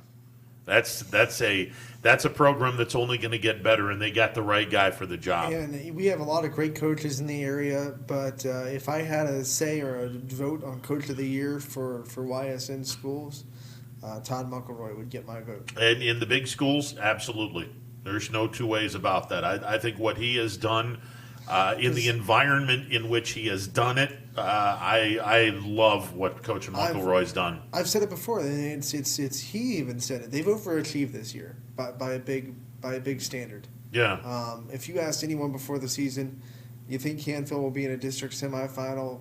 But give credit to his kids and his coaching staff and everyone. Man, they've worked their tails off through a 2-week shutdown. I mean, let's be honest for a second. I didn't think Ursuline was going to get beat by Canfield. I thought Ursuline was going to take care of business and go into the district semifinals. I mean, it just is what it is. We go from one coach to another. Girls basketball tonight, regional semifinals. The Western Reserve Blue Devils are going to be taking on the McDonald Blue Devils. The Blue Devils are going to win tonight. We're just not sure which one. This coach kind of wants Western Reserve to win. He is the head basketball coach of the Western Reserve Blue Devils, Steve Miller. Coach, how are you today, sir? I'm doing great. Thanks for having me again. And there's no doubt about it. It's not kind of wants to win. We want this badly. We're prepared. We're ready. We're confident. We're anxious. We're excited. It's all in. The community's ready. The support has been awesome, and it's go time. Listen, sarcasm aside, I know you guys definitely want to take care of business tonight. And look, it's no secret. The last 3 meetings, McDonald has defeated Western Reserve, and going back to last year in the district championship game. So this would be a very, very sweet win for Western Reserve, and dare I say, it would probably be the most important game that the two very good basketball programs. This will probably be the most important game of the long series to date, because the chips are a little bit higher for the first time. You're both in a regional semifinal, which is the beautiful part of the two districts combined into one, I would imagine. We're glad that the state kind of reconfigured things this year. Certainly the Northeast District has done things differently in the past. So, teams and coaches and even fans alike are kind of wondering what's maybe going on this year. But I like the alignment. I like giving coaches and teams the opportunity to kind of match up maybe where they think things would work out better for them. You now have the opportunity to have two great teams that not only are in the same area but in the same league, competing a little bit later, not in the districts but in the regionals. So, we knocked them out 2 years ago. They knocked us out last year. Girls fight and compete and want to win that district championship because, that's what you work for. So, both of these teams got that. They're both now in the Sweet 16. And now, like you said, the stakes are a little bit higher. Now you're in the regionals where both of these teams deserve to be. It's going to be a great game. But both teams, like you said, well-deserving of moving on. And one of us are going to be victorious tonight. And we're confident and ready to go. We've said it. You guys want this so bad, and you can see it in your team's eyes when they won the district. They were just like, all right, let's go to the next move. They knew it was going to be McDonald the next. How do you balance how bad they wanted to not let that get out of control and kind of get out of their game and try to prepare for this team as much as you can, just as if it was any other game? How do you kind of balance that? Well, I think when the district, when the brackets were laid out, certainly us and McDonald were the favorites in both of our brackets. But, tournament time, anything can happen. And there was obviously some other good teams that were over on both sides that could have potentially knocked us out. I think both teams came in, were focused, had a vision, had expectations, and they both just basically took care of business and got where they need to be. That was our girls' approach. Were we looking ahead to McDonald? Were we looking ahead to the regional? I'm lying to you if I said that we were not. But certainly we did not look past at the same time any of our opponents coming in. So, from our standpoint, we just focused on defense. We focused on shooting the ball. We focused on being physical and rebounding, things that we knew would not only get it done to win our bracket in the district, but also to prepare us for this regional game tonight. Steve Miller, the head basketball coach of the Western Reserve Blue Devils, joining us on the MP Vivo Heating and Air Conditioning Hotline. Western Reserve in the girls' regional semifinals, taking on the familiar foe that is the McDonald Blue Devils. And Coach, one of the keys to success this year for Western Reserve has just been the balance. You have Danny Volatich, Kennedy Miller, Olivia Pater. They're all averaging in double digits. But the play of your underclassmen, Brooke Shantz, a sophomore, getting about 7.5 a game. You have 2 freshmen coming off the bench that are no longer considered freshmen. It's just that has been the surprise. We expected Volatich and Miller and Pater to be where they are. The young kids, for me, that's where the surprise factor is for Western Reserve. I couldn't agree with you more. Obviously, going into this year, we had some question marks. We lost some great players last year. We graduated 4 seniors, a couple girls that have set records here and done great things as starters. And McDonald beat us in the district finals. So we knew what we were up against when they were returning, their top 6 players that beat us and went on to the regionals last year. So we had some work to do, and we had some shoes to fill. Brooke Shantz, which you called her, is actually Shantz. Brooke Shantz is an awesome player. She has a great motor, plays defense like a complete bulldog. That's the energy that's kind of driven this team going forward. She helps handle the ball. She gives us another perimeter player. Love the energy that she brings. Yes, we knew what Olivia Pater, what Kennedy and Danny were going to bring, being returning players and being seniors. But with Brooke and then the 2 freshmen, with Lisa Eichert and Olivia Hughes, like you said, you can't be freshmen anymore.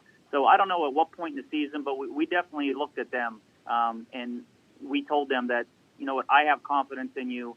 The team has confidence in you. You guys are not freshmen anymore. You've been there. And, they've been battle tested. I've given them different difficult assignments defensively this year. They have definitely grown up right in front of our eyes. Proud of them. They're gonna be ready to battle, get on the floor tonight, do whatever we need to do on the boards. And I'm excited to see all 3 of those compete, as well as the 3 seniors that you talked about earlier. I was less impressed, well, not less surprised by your freshmen because I saw them during volleyball season and I saw what kind of competitors they were. And when you get a chance to have multiple sport athletes and maybe you get to see them play a different sport before basketball and you get to see kind of what you're getting from the competitive aspect and what you get from their varsity level experience, what does that do for you as a coach when you finally get them for mandatory practice and you've seen them on a varsity level at a different sport? Well, obviously I've grown up in this community, so, I'm an old guy now. I've been here my whole life. But, their parents and their families are longtime Blue Devils, too. So our families, the Eicherts, the Hugheses, Brooke's parents, I grew up with Brooke's mom as well. So the Paters, all these girls that are playing for me right now, I am so blessed that I'm so close with their parents and have grown up with them. So I've seen them since they even thought about dribbling a basketball. So we're close. The competitiveness, the athletic ability of all them, that's bonus and that's extra. I think as players, as a team, we fight, we compete, we battle for each other. We lay it all on the line for each other. So whether it's volleyball, whether it's basketball, I know these girls are going to bring it. And I think they're bringing a little bit something extra for me, for the families, for themselves, for the community. That's really what our program's about. You know, you brought something up that I love talking about, being a product of someone who graduated from a smaller school. Now, I started at Boardman, and then my family moved us down to Leetonia, and I graduated from Leetonia. And to this day, you still have Leetonia kids from years gone by that are now adults that now have their own kids that are into the Leetonia athletic system, and it's just so fun to see those names continue to be part of Leetonia lore. And it's the same thing with Western Reserve. Frankly, it's one of the reasons why I love Western Reserve and McDonald and some of the small schools that have that same trait where the community just rallies around the school, because that's their baby, and they love rallying around their school. You're right. When I graduated from college, I was fortunate to get hired back here at Western Reserve. When I went into education, that was a dream and a goal of mine. I mean, I wanted to give back to this community what they had gave to me, and it doesn't stop. I mean, my mentor obviously was Tim King. I played for, coached with. He's retired down in Florida now, but constantly calling me, texting me, watching film. We're still in contact, and that's what makes it special. The athletic director, when I played here, I mean, we're hey, I'm old now, guys. We're going way back. He still texts me today. Good luck. So proud of you. Always knew that you would do it. To be able to come back to this community to give back what they gave to me, I mean, certainly that's special. I'm coaching girls that, to be honest, I see some future coaches out there. Some of the boys that I've coached in the past, they are coaches now. Or, when I coached the boys, Jason Lude, which is now our football coach, he played for me. He came in and surprised the girls with shirts yesterday, just to kind of show his appreciation, the support, and told the girls, listen, I played for Coach Miller, and I know what he's about, and you guys are lucky and fortunate, and that means a lot to me, and that means a lot to the girls knowing that. So you're right. We're in a blessed situation here. McDonald has a great tradition. They have that, much like you said with Leetonia. That's what makes this small school basketball and sports special to everybody. Like we've said before, you guys are very familiar with McDonald. You played them a lot the last 3 seasons.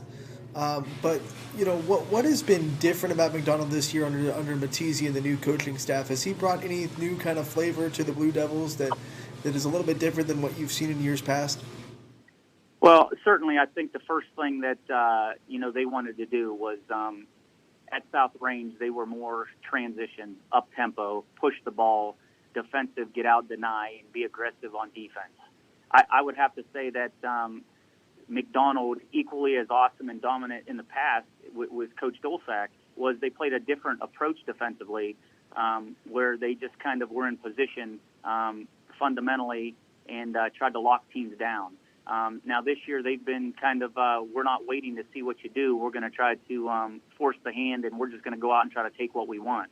So I think this year, in playing them, you have to be ready for that. You have to be equally aggressive, and you have to be willing to take the game to them. Coach Steve Miller, the head basketball coach of the Western Reserve girls basketball team, they're in the regional semifinals taking on McDonald. And obviously, when you talk about McDonald, it's all about Molly Howard, sister Maddie Howard, Sophia Constantino. But it's Molly Howard and Sophia Constantino that are both averaging in double digits. I'm curious, obviously, Volatich, Molly Howard, let's have some fun. Does the sophomore, and you talked about Brooke Shant's ability to play some defense, are you comfortable with saying, hey, Brooke, Constantino is your gal, and you're going to lock her down, and we don't want her getting more than 10 points tonight? Listen, if you're in a phone booth, I'll take Brooke every day, and I don't care who she's going against. She's going to swing blow for blow with anybody, and that's the analogy that we have tonight. All of our girls are going to come out fighting. Matchup for matchups, I got a lot of great defenders. I'm confident that in transition, we're going to have different players have to match up on different personnel all the time. And so all of our girls are locked in. They know their strengths of McDonald. They know how we have to attack them and what we have to do. So whether it's Brooke, whether it's one of the freshmen, whether it's one of the seniors you mentioned before, they're going to have to be ready to go. They're going to have to know their assignments, and I think they will be. And that's the chess match. That's the key. That's when you walk out of there. You know, everyone's going to look at the points. Everyone's going to say this girl had a great game, that girl had a great game, and they're referring to points. I know as a coach, it's going to come down to the mental preparation, the assignments, the details. That's why we're confident.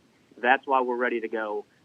We didn't leave anything unturned. We flipped it all over. We've looked at everything upside down, and we're ready to go. I would like to say that, you know, McDonald, you mentioned some great players they have. You didn't mention their defensive studs. I mean, Lucy Wolford and Taylor Tuchek, those are girls that just give teams fits. So it's a matchup. I mean, they got 6 strong players, and we got 7 equally ready to match this. And those fans that are fortunate enough to get in there, I know there was 150 tickets for reserve in McDonald. I mean, ours were just about completely sold out last night by 7 o'clock. Our community's ready for this, and I'm ready to go. Before we let you go, just talk about the atmosphere in the regional and how it's different and how excited you are to be back at Massillon Perry and be in that kind of regional atmosphere.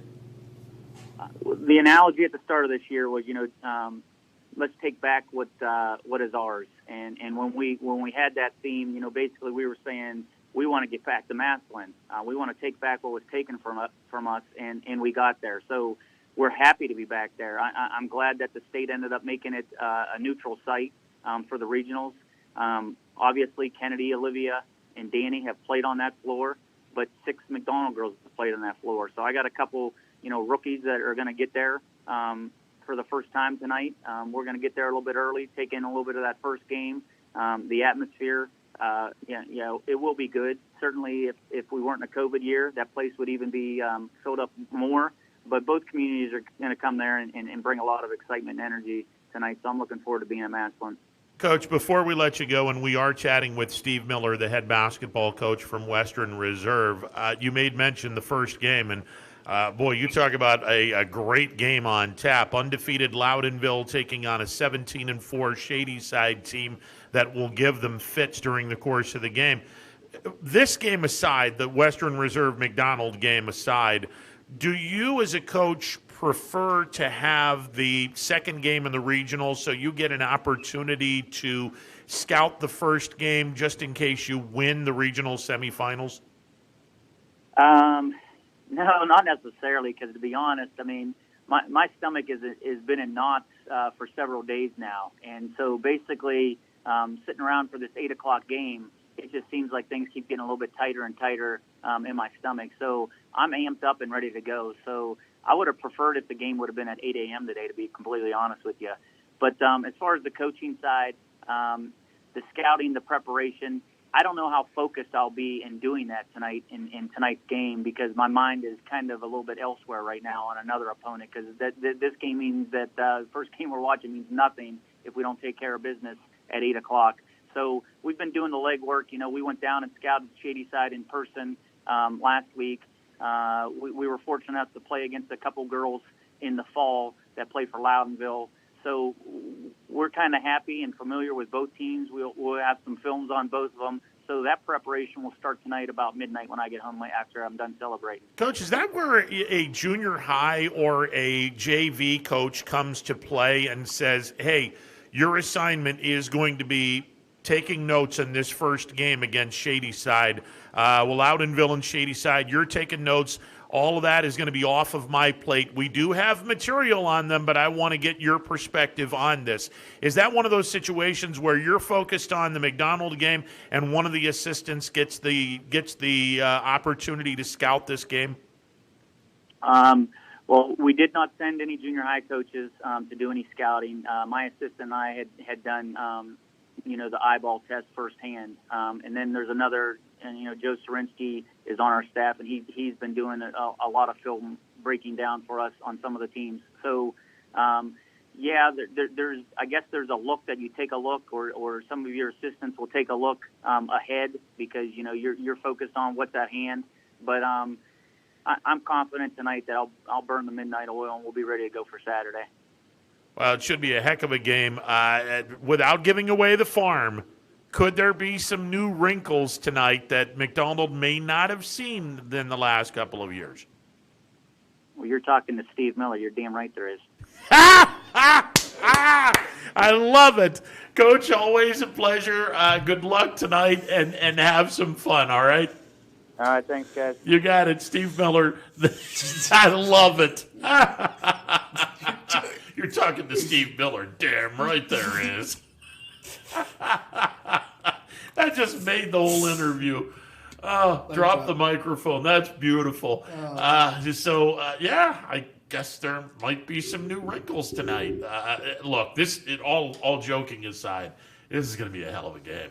Oh, this is going to be fun. Like, you hate that someone has to lose because both are both programs are well deserving, and they both have amazing players, amazing coaching staff, and it's just like they meet, and it's like someone's got to lose, something's got to give. Yeah. It's impossible to pick because I think it's a coin toss. They're both evenly matched. McDonald took the two regular season matchups, but they were both so close. They could have gone either way. It's just going to be tonight which way the ball bounces is what's going to win this game. I don't see either team running away with it.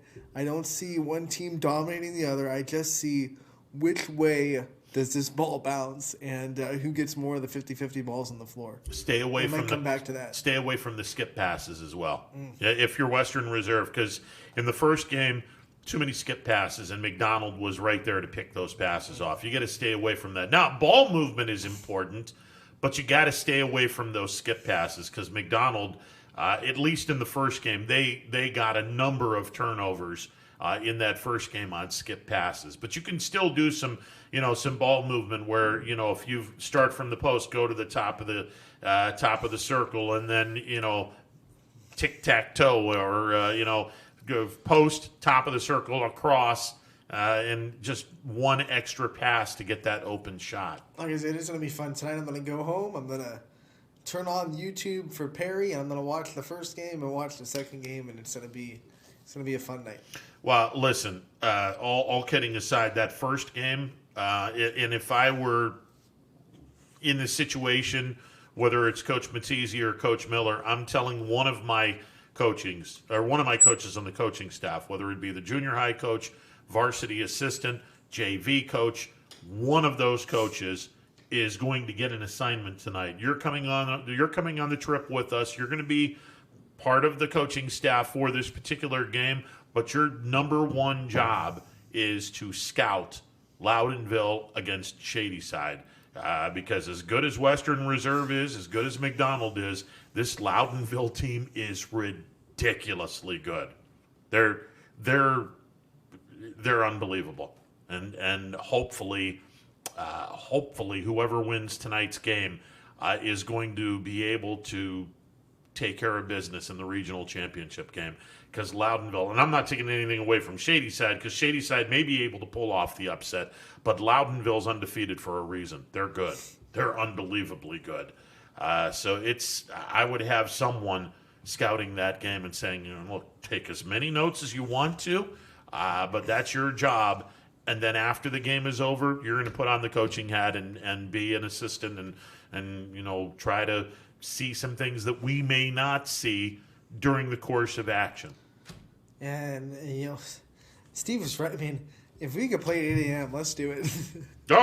Listen. Why make my stomach churn for another 12 hours? But one of the reasons and one of the great things about this new format, just came to light this year. With Western Reserve and McDonald, these two teams would have normally seen each other in the district championship. And they could have decided to. I mean, Western Reserve could have been Western Reserve could have said, hey, we're going to do what JFK did and crash the party and say, well, not only are we going to crash your party, we're going to kick your ass as well. And JFK gets that opportunity against McDonald, as it turns out, in boys basketball. But Western Reserve said, you know what? No. We're going to dominate this other district, and we'll see you guys in the regional semifinals. Now, as luck would have it, this is the year where the two teams play each other in the regional semifinals. Could you imagine if both of these teams had to play, or let's say McDonald had to play Loudonville and Western Reserve had to play Shadyside? And they both won, and this was the matchup for state? Well, there you go. That would have been even better. But the idea that both of these teams get into the regionals, and oh, by the way, now that both teams are playing each other, selfishly, as part of the YSN family, both of these teams are in the YSN family, we automatically have a team in the regional championship game, and that's the best part of all of this. That is absolutely the best part. And we'll have two teams in the regional finals on Saturday, because we already have South Range there, and we're going to have one team there, whether it be McDonald or Western Reserve.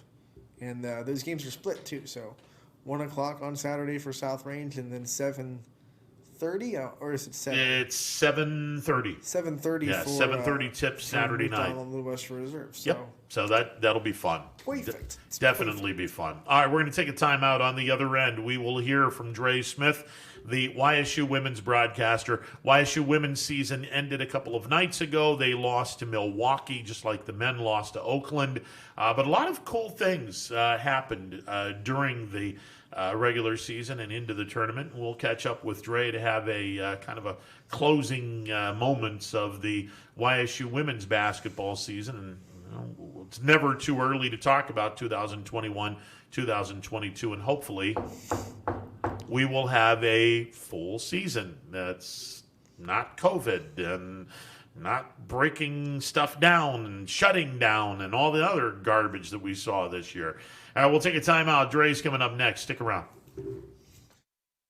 Hello, I'm Greg Burbick with G. Burbick Farms. For the last 100 years, my family has farmed in Columbiana and Mahoning counties. I began raising cattle in 1996 with the goal of providing a better product for you and your family on the dinner table. Our grass-fed and grain-supplemented Black Angus beef are raised with no hormones, steroids, or antibiotics. We're known for our hometown-friendly service and incredible tasting products. We're locally owned and have customers across the tri-state area. Our products go from our farm to your family. Stop by our farm on New Buffalo Road or visit us on the web at gburbickfarms.com. Don't forget to like us on Facebook. G. Burbick Farms, it just tastes better.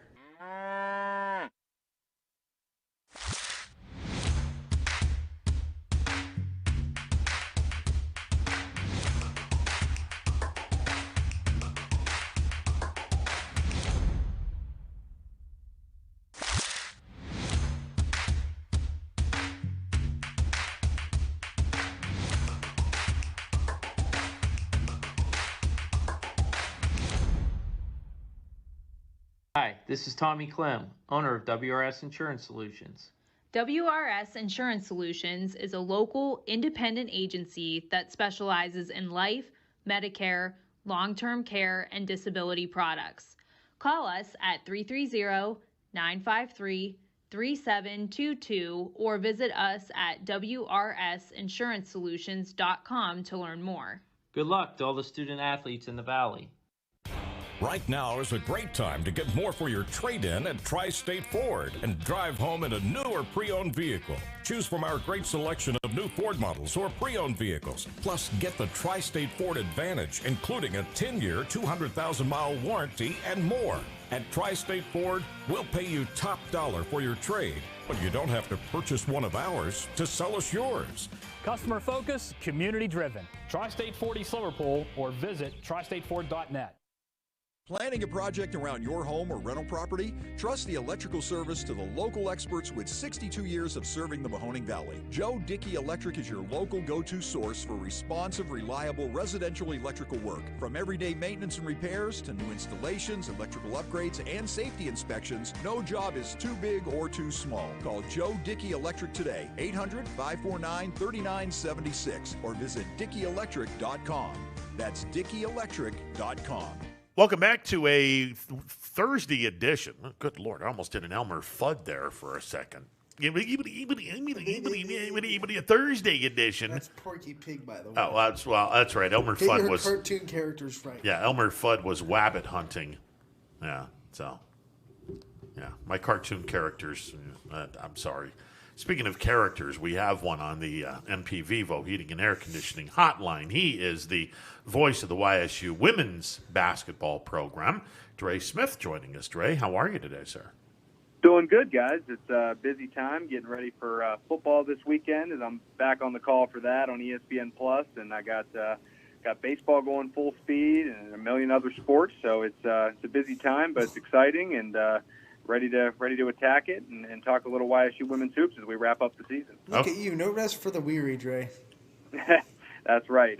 Not in this business, that's for sure. But we'll take it over the ladder, that's for sure. Well, obviously, you didn't want the plate of the YSU basketball program taken away from you this early. Unfortunately, the women, like the men, quarterfinal action, they just couldn't get past Milwaukee for the women. Had a lead, played with Milwaukee, and played very well. But down the stretch, boy, that Milwaukee team was, they were good. Yeah, they really were. And you know what? They were the regular season champions in the Horizon League for a reason. And they played like a veteran team down the stretch. And that's one thing we talked about heading into that game was just how experienced Milwaukee was.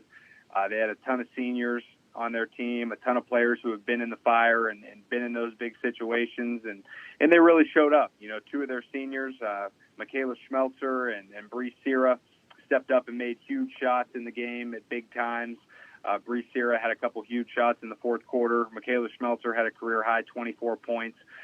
So really, if you were Youngstown State, you were living with them shooting the ball. You know, both of them came in the game shooting, not great from outside, and they hit big shots, and you got to give them credit. YSU tried to take away some of the inside game and did a good job with that as they held Megan Wallstead and Brandy Bisping in check for the most part. But some other players made big shots, and you have to give Milwaukee credit, tip your hat, and kind of live with the results. And, I think Coach Barnes was really proud of the way his team battled. That was a team with a lot of experience in Milwaukee, a lot of talent, and I thought we pushed them to the brink. We were tied at 60 late in the game before they went on a run there late. And it was a battle back and forth. I thought we hung with them, and they were just able to make the plays down the stretch to pull away. But Coach was really proud of the team with the way they battled and really just the way they played all season long. I think there's a lot of positives to take from this season. So now it's time for everybody to get some rest. I think that's the most important thing. Coach talked about everybody needing rest at this time after such a grueling season, a season like no other. So time to rest up and reload and get ready for next year. And I think the future is really bright for this Penguins team. You worded it perfectly, a season like no other, and the YSU women were kind of put behind the eight ball at the start with the 2-week shutdown and missing the first two Horizon League series, and then having to just start the season right with Wright State and it's a tough go. Now, when you look at the season and how happy do you think Coach Barnes is that it's kind of a redo season and that you get the players kind of back next year if they choose to come back? Yeah, I think he's really excited, and that's one thing I talked about with him after the game on Tuesday. I'm trying to remember what day that was. Tuesday. It was a long drive to Milwaukee and back, so forgive me. But it was a situation where you look at this team, and even though you have some veteran players like McKenna Peters and Chelsea Olsen and Mary Dunn, there is a lot of youth on the team. Malia Magestro and Neka Obiizer played a lot of minutes as true freshmen. You have a lot of sophomores contributing. So I think he's really excited about what the future holds, and I think there was a lot learned this year. I think those young players grew up a lot, and I think that's what he said down the stretch against Milwaukee. You could tell that, what team was more experienced, and Milwaukee had a lot of veterans on the floor while we were playing some young players, and I think that showed up late in that game. And then hopefully we'll learn from that moving forward. And, you look at it on paper, and, as far as we know, McKenna Peters, Chelsea Olsen, and Mary Dunn are all coming back for another year. Nneka Obiizer and Malia Magistro will be another year older with a year of experience under their belt. You'll have a lot of young sophomores like Maddie Shires and Maddie Albaugh who will be juniors and have 2 years of experience under their belt. So, yeah, I think you really can be excited about what the future holds, bringing some veterans back with some young players. And I'm sure we'll see some new freshman talent come in as well. So it's an exciting time. I think there's a lot to be excited about. This year of experience will bode well for them in the future. And now you just turn your attention toward next season. And I think the goals have to be lofty. That's one thing Coach mentioned was that, listen, our goal is a title. Our goal is to win a Horizon League championship and go to the NCAA tournament. And I think with everything you have coming back next year, I think that's a pretty realistic goal, and we'll see, what happens as they move toward that goal. Dre Smith joining us on the MP Vivo Heating and Air Conditioning Hotline, and a year that's been like no other. We made mention of the fact that, Youngstown State didn't have a non-conference schedule. They got shut down not once but twice, but also a year that's like no other. We don't know how many kids are going to be leaving the program. Therefore, you really don't know how many kids you can recruit. And that's kind of an interesting situation as well, because you can only have so many kids in your basketball program. Having said that, there's plenty of talent in a 100-mile radius around the, quote, state of Youngstown. But given what Coach Barnes was able to get out of Nneka Obiizer, I certainly hope that he gets another kid from Minnesota just as good, if not better, into the fold next year. Yeah, no doubt. I think there's some young talent coming in, and I think to see the way Nneka performed, and Malia Magistro as well, she shot over 50% from three-point land, had a really successful year in addition to Nneka being freshman of the year. To see them come in and have an immediate impact gives you an idea of how well this team's recruiting. And, they've had a lot of players come in and contribute right away. So that's really, a compliment to Coach Crane, the recruiting coordinator, and Coach Barnes and the entire staff at the level of player that they're bringing into the program. And hopefully next year with so many players coming back, some of the freshmen won't have to step into those big roles right away. And that's where great programs really build their rosters is, when they can bring in freshmen and allow them to redshirt and take a year to be a part of the program and learn the system and then start to play. That's where programs like Green Bay and Milwaukee, have really done a great job bringing in a lot of talent, having veterans on the roster so that your young players don't have to step in right away. They can sit and learn, get acclimated to the college game, and then, have a kind of a year of experience under their belt before they take the floor. So, I think that's kind of what's setting up here in Youngstown now is for some of these young players to be able to, take a step back and not have to contribute right away. But if they're talented enough, then they will find their way on the floor. And there's a talented group coming in next year. Athena Hochevar from West Geauga, Ohio. Kirsten McNulty from Oshkosh, Wisconsin. Tenley Phelps from Fairland, Indiana. And Lamaya Woodson from Fort Wayne, Indiana will all be coming into the program next year. And I know everybody's really excited about those four girls in addition to what we have coming back. So the roster is going to be deep. We're going to have a lot of options, going to have a lot of flexibility, and that's really exciting for the future and to see what this team can accomplish next season and moving on after that. Well, I got to broadcast Athena Hochevar's game against Poland in the district semifinals, and man, is she a stud. YSU is getting a very talented freshman from West Geauga. But then to my question, next year the roster is going to be expanded. They're going to bring in freshmen. They're going to bring back. It's going to be an expanded roster. There are definitely drawbacks to that, but I think one of the positives of that is it keeps inter-team competition tight. So no one can really relax and say, oh, my job is safe. Even the young kids that had really good seasons this year, you got some freshmen that are coming up, and you got the veterans that are still coming back. So no one can kind of relax and feel like that their job isn't up for grabs. So I think that's one of the things that Coach Barnes has to be excited about.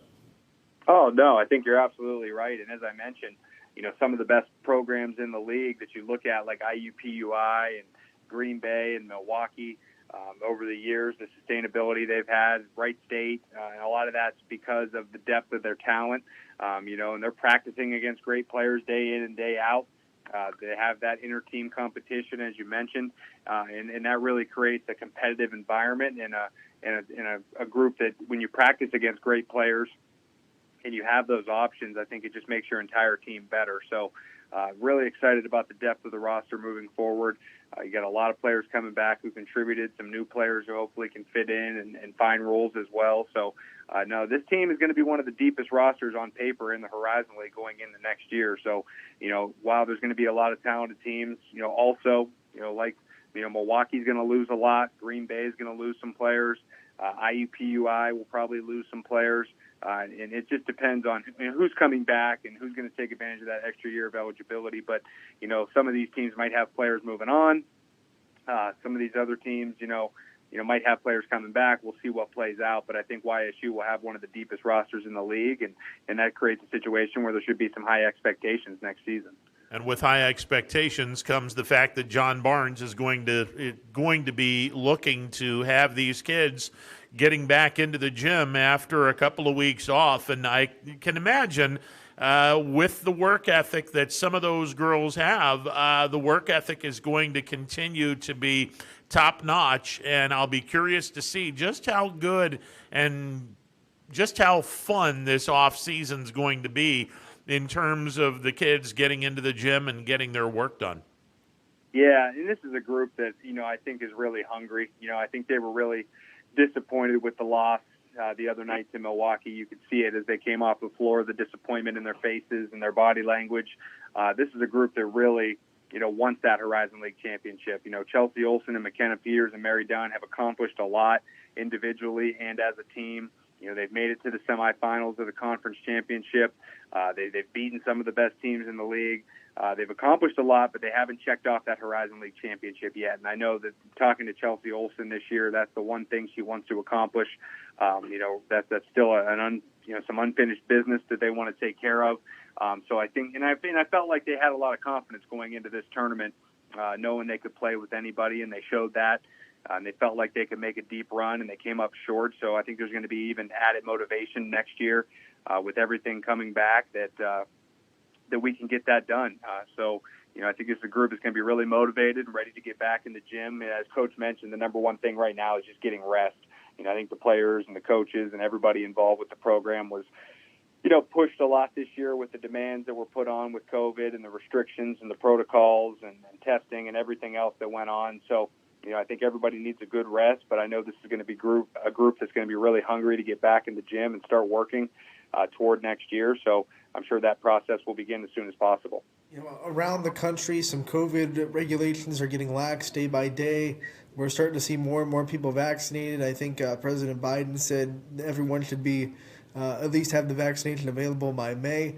I'm sure all this stuff has to get the coaching staff very excited and very optimistic about having a summer camp again and being able to have summer programs and what that means for the program and really how much it affected not having it this year.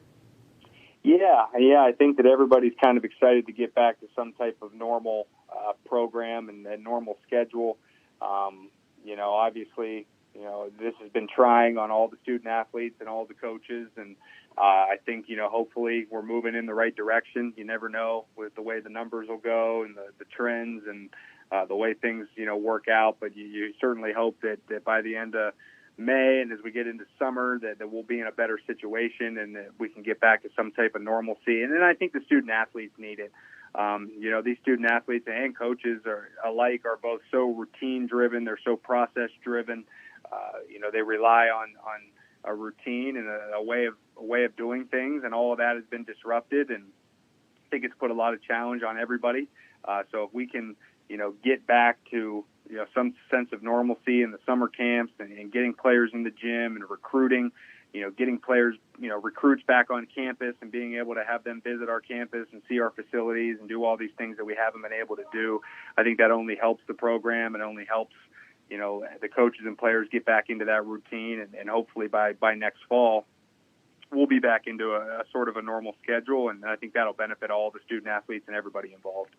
Dre Smith, the voice of the YSU women's program, joining us on the MP Vivo Heating and Air Conditioning Hotline. Okay, so one part of your equation is taken away from you, but you still have baseball. You do the game notes for baseball. As you mentioned, Saturday you're getting back at it, doing the television side of things on ESPN Plus, doing YSU football.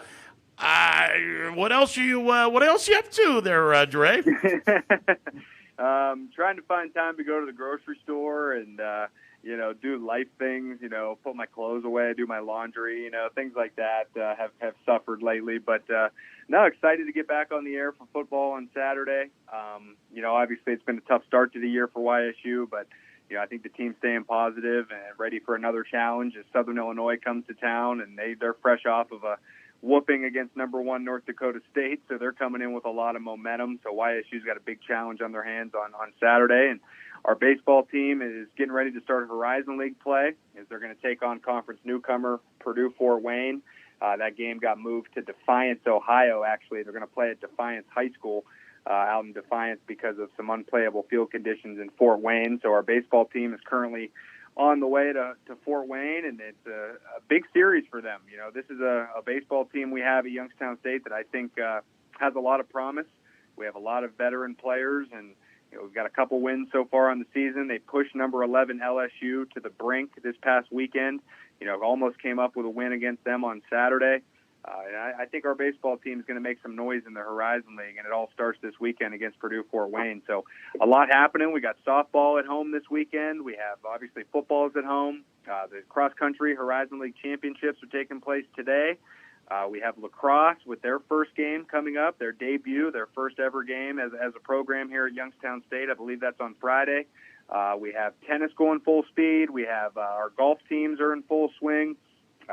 Bowling is still in action, so it's a busy time, but it's a fun time to be in YSU athletics. We're happy to see our kids back competing and back to doing what they love. So looking forward to a busy but enjoyable spring the rest of the way. Let's just play every sport at the same time and just get it all done with at once. Yeah, and I forgot volleyball and soccer, who are both fall sports, but they're playing in the spring as well. So we got both of them going as well. So just taking it day by day here. There's a lot on all of our plates, but we wouldn't want it any other way. I'm happy that we're back to, like you guys said, a little bit of sense of normalcy with teams playing, and hopefully we can keep that going throughout the spring and then into the fall. You guys work very closely in the sports information department and work together. What's it been like working together and seeing the camaraderie and trying to piece together this really busy time and coming together to do it? And probably, I would imagine these last couple months and these months ahead are going to be the closest you guys have been for a long time, because you're not just off doing your own thing. You got to work together and help each other out a lot more than maybe usual. So talk about what that's been like in that department. Yeah, we're so lucky. We have such a great department here at YSU, led by Trevor Parks, our Director of Athletic Communications, and he does just an unbelievable job. I mean, he has so much on his plate, and the leadership that he provides all of us, and the service that he provides to our student athletes, and being involved with all of our ESPN broadcasts, and obviously he handles football and the monster that is, and just a great leader for us. He does a great job, and just does a little bit of everything. And then we have John Bogle and Jamie Hall, as well as myself. And you're right, we have to work really closely together. You got to rely on each other this time of year. And I think everybody in the department, not just us, but our marketing people and our compliance people and our ticket sales people and our business office and everybody that's going 110% right now. There's a lot of relying on each other, and we're lucky to have a great department. We work really closely. I was on the road to Milwaukee over the last couple of days driving to do the women's basketball game on radio. So, John stepped in and helped me with some baseball stuff. And that's really what it's about, just stepping in and helping each other. It's a team effort. Like I said, we're lucky to have a great group here. And I think that we have one of the tightest groups, in the Horizon League and hopefully in the country. So it's a it's a busy time and it's stressful for everybody, but it's at the end of the day, we're just doing sports. It's athletics. It's not life and death. The real heroes out there, the frontline workers and the nurses and the doctors and all these people that have put so much on the line. So you try and put it in perspective. As busy as we get, you try and put things into perspective. It's busy, but it's not quite as serious as some things in the world. So, we have a great group, and we're excited. And it's all about the student athletes. Our job is to promote and publicize what our student athletes do and the great accomplishments that they have on and off the floor. And we're lucky that we have a great group of athletes and coaches that we're able to work with and that we're able to publicize, and they accomplish a lot. They keep us busy with all their great accomplishments, and our job is to get that out there. And we obviously wouldn't be able to do that without great student athletes and great coaches. So we're very appreciative. Hopefully you drink coffee, and if not, energy drinks will be flowing during the course of the day then. Yeah, coffee for sure. That's a lifeline. I'm actually waiting right now. I got to go get some lunch. It's like 2:19, and I haven't eaten yet today. So it's like that's the stuff you got to remind yourself. It's like, okay, I got to eat, I got to drink, I got to hydrate myself here. But no, it's a fun time, and I'm just thankful that we're all busy and our athletes are competing, and hopefully we can. Hopefully the cross-country team will perform well and bring home a Horizon League championship. Our track and field teams, as I almost forgot to mention, the men and the women just swept the Horizon League championships in the indoor season. They continue to just absolutely dominate and become a dynasty in the Horizon League. Coach Gorby and his staff just do a tremendous job. So congratulations to them, and hopefully we'll be bringing some more hardware home here throughout the rest of the spring. Yeah, and in all seriousness, it might not be life and death, but what you guys do, it gives people a little bit of an escape from the reality, and putting these games on TV and getting the radio broadcasts up for all the home games for the fans that can't be there. It is essential, and I think that I speak for all the YSU fans when we just say thanks for all the hard work and the time and the dedication that you guys bring to the table. Might not be life and death, but it's definitely essential to giving people an escape from a little bit of the dark times that we had through COVID. Oh, thank you. That means a lot, and that's a great way to think of it. And hopefully Penguins Athletics provides that entertainment and the fun and an escape, as you mentioned, for people out there who maybe going through some hard times or just want to get away from the realities of the world. And we're so lucky to have such amazing fans. We have such great community support. We have amazing people that support our programs and are behind us, the Penguin Club and everybody that supports these student athletes. And I think that's what's special about this community and about this university is that there's such great support. There's such great pride in Youngstown State and in Penguins athletics. It means a lot.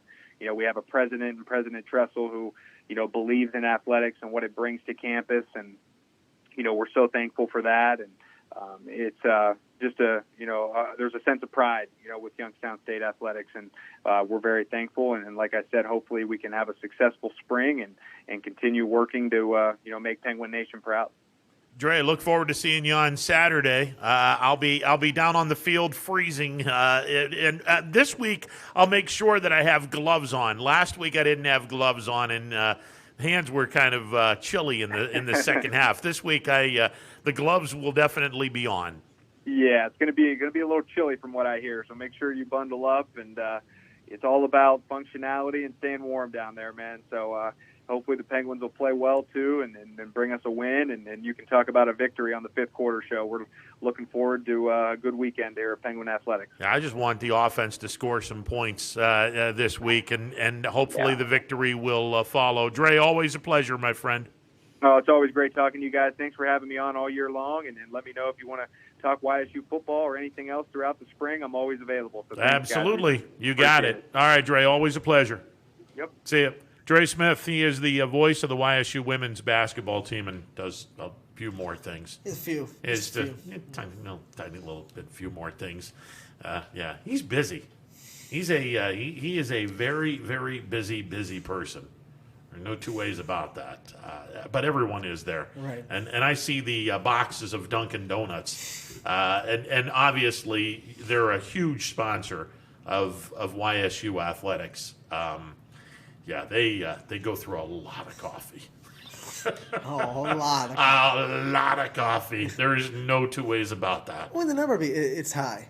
It's really high. As it's in the words of Kramer. Yeah, it's a lot of coffee. And listen, I mean that is. Maybe they should change their slogan instead of American Runs on Dunkin'. It should just be Youngstown State Sports Information Department runs on Dunkin'. There you go, and they pretty much do. That's for sure. We're going to take a time out. Be back with more tomorrow. And it's not going to be released in theaters, unfortunately, because, well, nobody goes to the theaters because of COVID. Tomorrow, 30 Years in the Making, Coming to America Part 2 is released. It's coming to America. Yeah, it's Coming to America is released, and I think it's about 20 years too late, but it could be kind of fun. I mean, we'll get our opinion on that and a couple of other things as well. It's a Thursday edition of Running Point. Stick around. No matter what the weather, be prepared with a reliable, efficient Ruud gas furnace or air conditioner from MP Vivo Heating and Air Conditioning. Call your energy efficient expert, MP Vivo, today for a free estimate. Here at MP Vivo, we rely on Ruud, and so should you. Myers Family Insurance knows the importance of a great team. Our team continues to grow to help you with your Medicare and retirement needs. The annual election period is October 15th through December 7th. Now's the time to make sure your plan continues to meet your needs for the upcoming year. Call today. High-res Futurecast shows steady snow for the next few hours. Still just downright cold. It is bitter out there. Several strong bands of lake effect snow. Winds is kind of the big story today as well.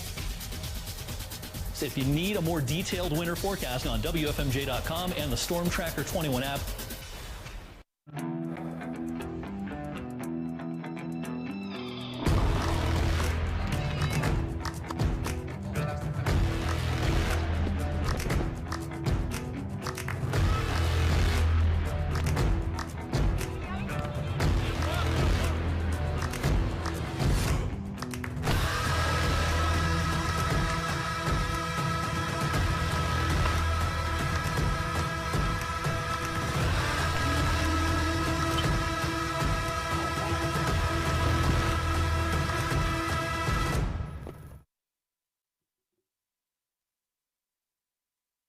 I went to Greenwood Chevrolet because I was really interested in looking at the tracks. Because I wanted my dream truck. Because I've been going there for 20 years. I'm really happy that I went to Greenwood Chevrolet. Because they really went the extra mile for me. Now we're going the extra mile for you, only at Greenwood Chevrolet.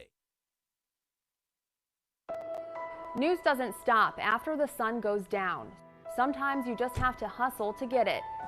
At 21 News, no matter how far it is, no matter what it takes to get there, we're working to bring you the best stories and the freshest content at 11 p.m. with the context and clarity that makes it worth staying up for, no matter what time it is. 21 News at 11 with me, Aaron Simonek, and Derek Steyer. 21 News at 11, news that's worth your time. Welcome back to a Thursday edition of Running Point presented by Greenwood Chevrolet on Mahoning Avenue in Austintown. Ron Potesta with you alongside Anthony Hardwig. Okay. Tomorrow, 30 years in the making. Normally, sequels don't take this long. It's normally about a year or so after the fact. And usually when they do, you get what Godfather Part 3 was, which was a train wreck of a travesty, of a sham, of a mockery, of a other terrible words to describe it. It was bad. It was so bad. Well, compared to the first two, it was. No, it was bad, just bad. It was a bad movie. It was just... Even if you took out that it was a Godfather movie, it was terrible. Al Pacino's acting in that movie was terrible. Francis Ford Coppola's daughter's acting in that movie Hey. She was gorgeous in that movie, though. Okay, but her acting was terrible. Her acting was terrible. It was it's on my bottom of the list of like worst movies that I've ever seen. Andy Garcia, God bless him. He was wonderful in Ocean's 11, wonderful in Ocean's 12. He sucked in this movie as well. It wasn't good. Yeah, it wasn't good. And it probably should have probably should have never ended happened. after Godfather 2 because Michael had already wiped out everyone, and they probably should have just said, you know what, we're good with this. The only thing, like cinematically, that I liked about the third one, and I'm not saying this as a joke, I really liked the ending. Not as like, oh, it was so bad. I only liked the end. Like, well, yeah, how he dies as an old man. But I liked that he died alone. Yeah, and he died because it was a consequence of all the stuff he did. Yeah, all the that stupid... character earned a death alone. Yes, so that was the only part cinematically that I liked. Yes, that was a perfect ending to the trilogy.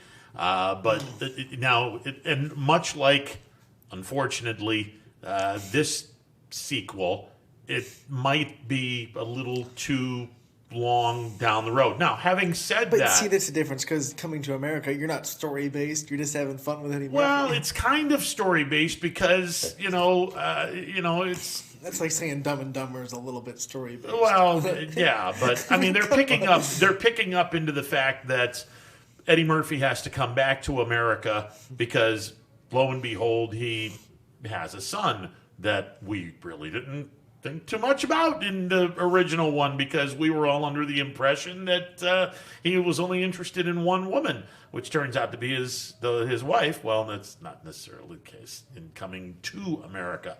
The one thing that I am looking forward to, the chemistry that he and Arsenio Hall have is pretty amazing, and the barbershop scenes have always been entertaining because these two get an opportunity to do multiple characters, which is part of the brilliance of Arsenio and Eddie Murphy. Part of that brilliance is the fact they can do multiple characters, and they're just so incredibly talented when it comes to that. The barbershops the guys in the barbershop are going to be my favorite part of this movie because that made the first part of the movie. It did. You're right. It absolutely did. The one unfortunate, and this is where 20 some odd years a little late, the queen of Zamunda has passed away in real life. She died not too long after the original movie was made. John Amos, for whatever reason, is still alive, and so is James Earl Jones, and they're both pushing, and I think in James Earl Jones' case, he is 90. John Amos is pushing into that direction. And it's amazing that these two guys are back. It's amazing that they've brought essentially everyone that has not passed away is in this movie again. How about the trailer? Wakanda. Wakanda's a fictional place. Not for everybody. There's some lines in the previews that I'm like, okay, this could be fun, but God, we're going to sound like Siskel and Ebert here. Part of me is like, why the hell did we wait 30 years for a sequel? I mean, I hope it's worth the wait. I just have a bad feeling that this isn't going to be worth the wait. I hope I'm wrong, because that Coming to America was one of my favorite movies. It was absolutely one of my favorite movies. And if there was a movie that you could see a sequel to, that was one of them, because there was some things left in that movie that you could have had an opportunity to do a sequel and not get away with, oh God, they're doing a sequel because it's a money grab. Like Harlem Nights with Red Fox, Richard Pryor, Eddie Murphy, and Della Reese. You could not do a sequel for that movie. The end was pretty clear. They were getting out of New York. There was no way you could do another sequel for that movie. That movie stands alone as one of the funniest movies I've ever seen, but you couldn't do a sequel for that movie. Coming to America, there was enough elements where you could do a sequel to the movie, and hopefully you get away with a really, really good sequel. Because very rarely does the sequel equal... There aren't too many, Ron. There really aren't. Godfather 2 and Godfather. I can name on my hand the amount of sequels that, in my opinion, matched or surpassed the original. The Empire Strikes Back. Yeah, but see, some people don't count that because it's a sequel. It's part of a trilogy.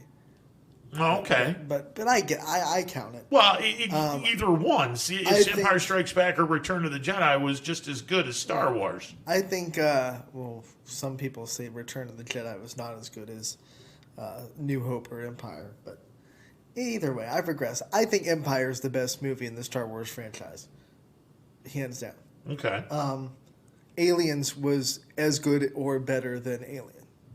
Okay. My opinion. Okay. Sigourney Weaver in a big robot. Yeah. You know, Terminator 2 was... Terminator 2 was better than Terminator. Okay. And it was more influential as far as the CGI they used in Terminator 2. And without Terminator 2, we would never gotten Jurassic Park. Hasta la vista, baby. Right. And then Godfather 2. Yeah. I don't think... I like Godfather 1 better than 2, but it wasn't like it was a drop-off where 2 was terrible. No, there was no drop-off. 2 was good. Yeah, 2 was really good. 1's better, but 2 was good. I agree with that. I absolutely agree with that. And Robert De Niro in Godfather 2 playing the young Vito Corleone. Holy crap, was that good. It's funny because he auditioned for Michael in the first one. And Yeah. you watch his tapes and you go, this guy doesn't fit this character. But the dang production company kept pushing a star. And Francis Ford Coppola, the genius that he was, he's like, this guy can't be confident in this movie. And so he can't be Robert De Niro where he's super confident in that role. Yeah, exactly. You got to have a quiet, unassuming kid at the beginning who then gets pushed into this and then becomes the badass. And Pacino was perfect for the role. Now, the star that they had, other than Brando, was James Caan, because James Caan was coming off of that brilliant movie Bryant Song, where he played Brian Piccolo. And the production company didn't want Marlon Brando either because he was known for a bunch of antics that slowed down production. So he was they were not too happy with Coppola's casting at all. Well, speaking of antics, it was Marlon Brando who sent an American Indian, or a Native American, if you will, up to the podium to accept his Oscar because, he wanted to do that because Marlon Brando was strange that way. Because he's Marlon Brando. Because he's Marlon Brando. And does what he wants to do. It's an outrage he didn't get an award. But no, I look forward to this movie, long story short, but I have a bad feeling it's not going to be not even close to being as good as the original Coming to America. It's hard for sequels to do. Yeah, we'll see what happens, but I am looking forward to it because they should have done this 25 years ago or 26 years ago. Because Coming to America is 30 years old. That movie came out in the early 90s. A lot of people that are listening are like, "What the heck's this?" 30 years ago, they're like, "What's Coming to America?" Yeah, it's that old. It's that old. It's funny as all. I remember watching it in the movie theater and laughing my ass off. Watching this movie, it was hilarious. Comedy's died. Yeah. I don't laugh at movies the way I used to. Yeah. I mean, maybe I'm more of a cynic, but I feel like now comedy's shifted to this they want you to laugh because it's shocking what they're saying instead of funny. Okay. And it's like Seth Rogen. I don't like his comedy style. A lot of people love this because it's man, I can't believe they're going that far with this. It's shocking, so it's funny. I don't laugh at something because it's shocking. Okay, I laugh at something because it's funny. The last movie that I went to that I just absolutely roared from start to finish was Wedding Crashers. Wedding Crashers is one of the funniest movies, and I saw it on a day off. We were we were in Birmingham or Montgomery, one of the two places, and we had a day off. And it was one of those, the schedule was a really quirky type of a schedule where we played a 5-game series in one place and then went to this next place and had a day off before opening up a 5-game series. So it was an 11-day road trip, and you didn't want to go back home, spend an off day back home, and then go back on the road. So they just put this one off day. So we had this off day. So Bobby Dickerson, who was the manager of the team, the hitting coach, the pitching coach, Bobby Dickerson, Alan Dunn, Vaughn Joshua, former big leaguer. He was the hitting coach for our team. And myself, we all go into this movie theater at 1 in the afternoon, and we're watching this movie. Honest to God, from the start to the finish, we were just roaring. I mean, that movie was hilarious to watch because it was like, okay, this concept is brilliant. And I'm like, what are they going to do next? This is hilarious.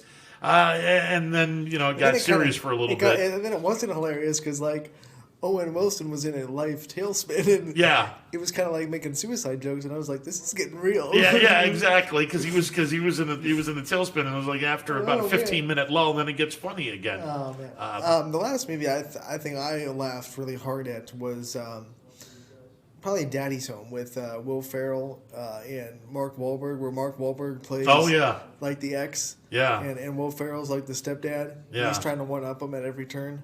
But Mark Wahlberg's like this big action star. It was that made me laugh. Outstanding. So yeah, and again, one of the reasons why this movie's not going out to theaters is because of the whole COVID thing. Which, by the way, a lot of movies are now doing, like, we're in theaters, but we're also on this streaming service. So you don't have to go to the theater, but you can't still, because some movies just deserve a theater. Coming to America, not really much. When we get back into the swing of things. I think. What do you see? I think theaters are dead.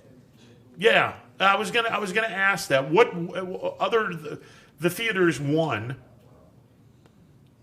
is attending sports gonna die?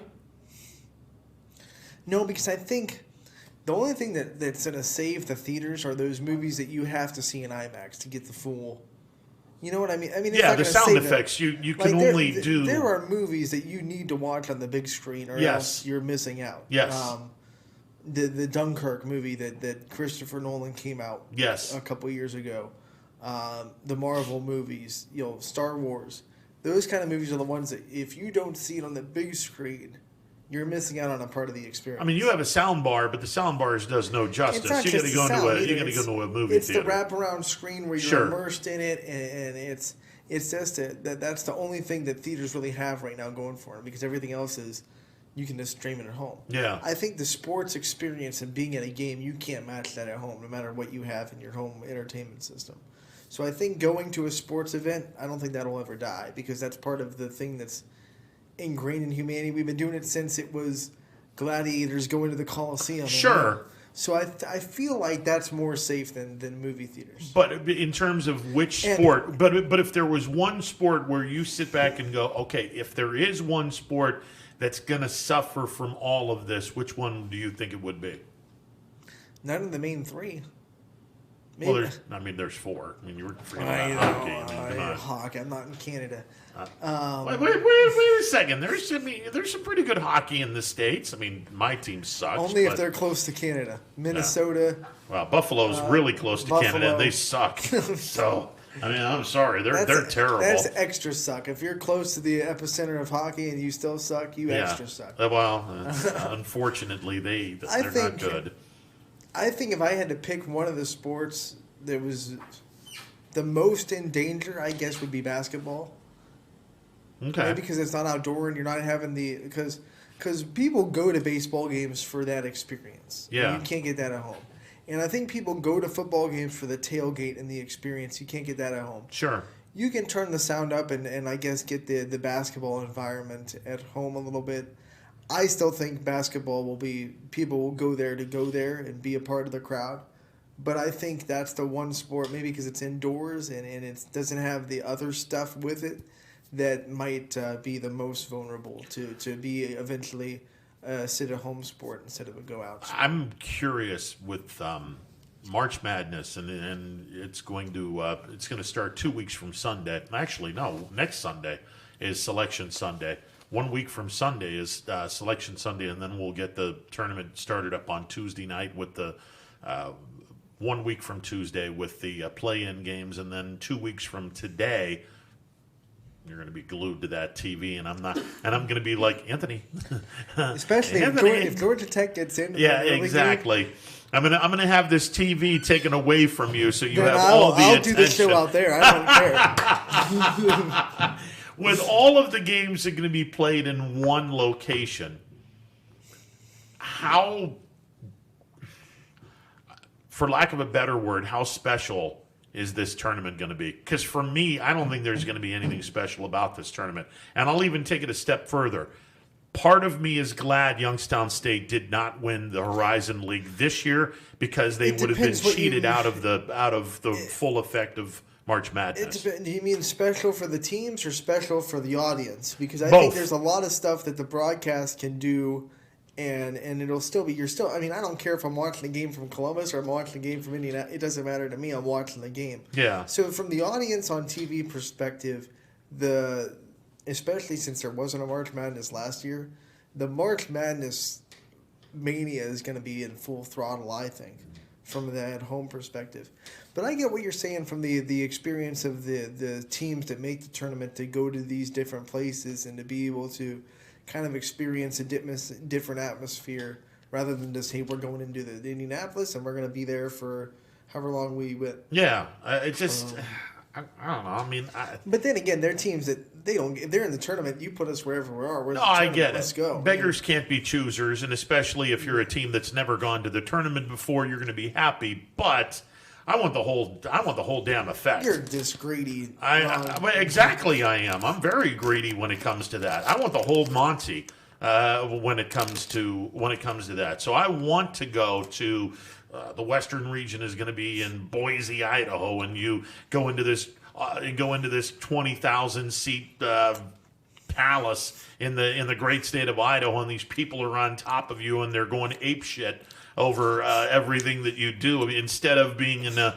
sterile in Indianapolis, Indiana. The first thing you do is you go in there and you go, man, you could fit the entire state of Idaho in this arena.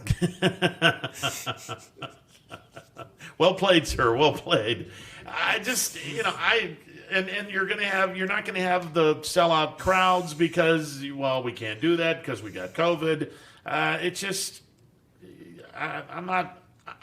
don't get me wrong. I will watch college basketball like no one's business, and I'll have some fun with it, but it's not going to be the same this year. We're going to do a running point bracket.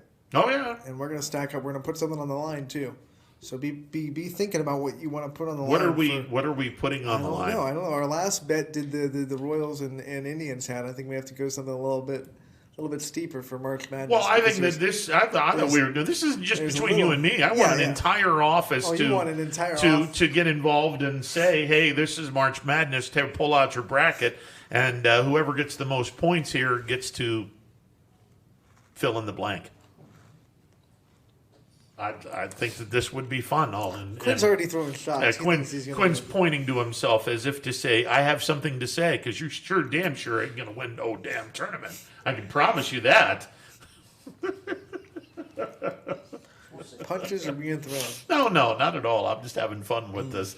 No, I don't know. I mean, part of me wants, when Youngstown State does get into the tournament, part of me wants them to experience the whole kit and caboodle over it. Right now, I mean, like, let's just test your little I'm going to beat Quinn. I mean, do you have a favorite for the March Madness? Michigan. Right now? All right. Michigan, Baylor. I say Gonzaga. So. Well, there you go. The three best teams. They just happen to be the best teams. So I'm taking the best team from the best conference in college basketball. Some of it's strategy. Like, of course. Like if Quinn picks Baylor, I'm not going to pick Baylor because I'm going to need no points. Yeah, exactly. It's and that's the other part of all of this. And also what region they're in is also going to be really important. Yeah. Now. He'll never pick Baylor because he doesn't like the highlight uniforms they wear. So well, they give me a migraine.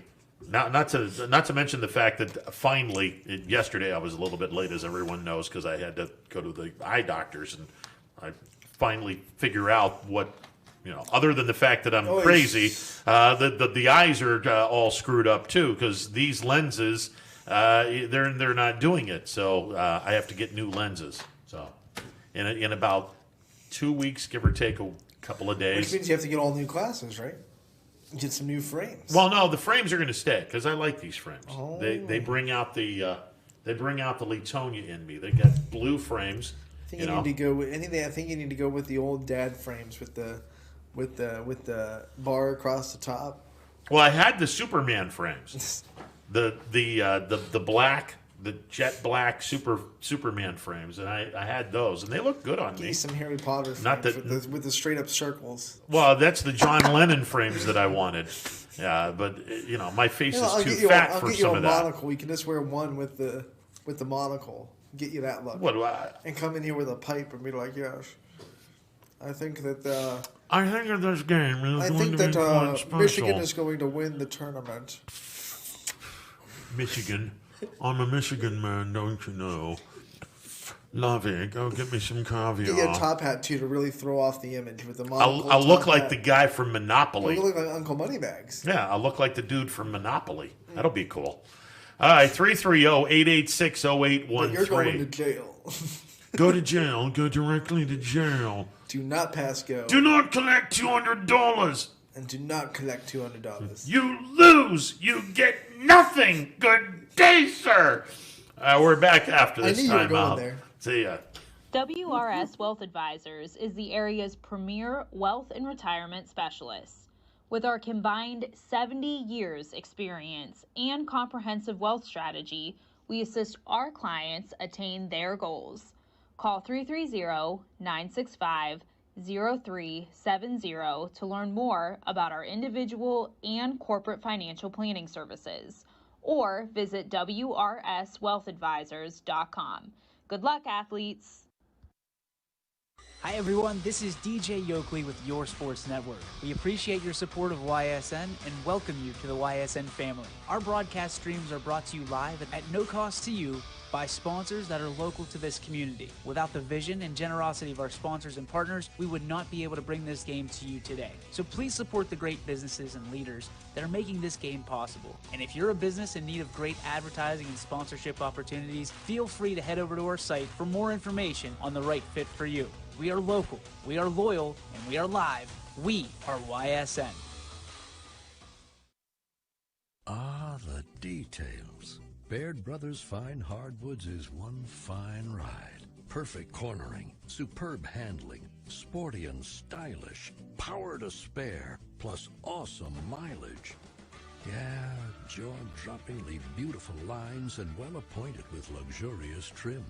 Put more oomph in your life and start beholding the molding.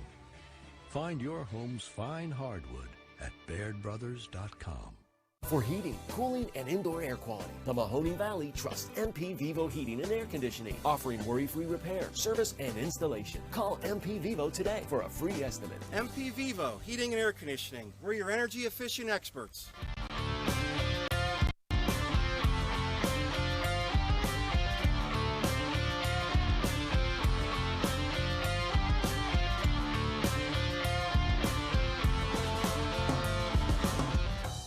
Welcome back to a Thursday edition of Running Point. We got some interesting conversation of what a modern Monopoly game would look like. I'll give you one better.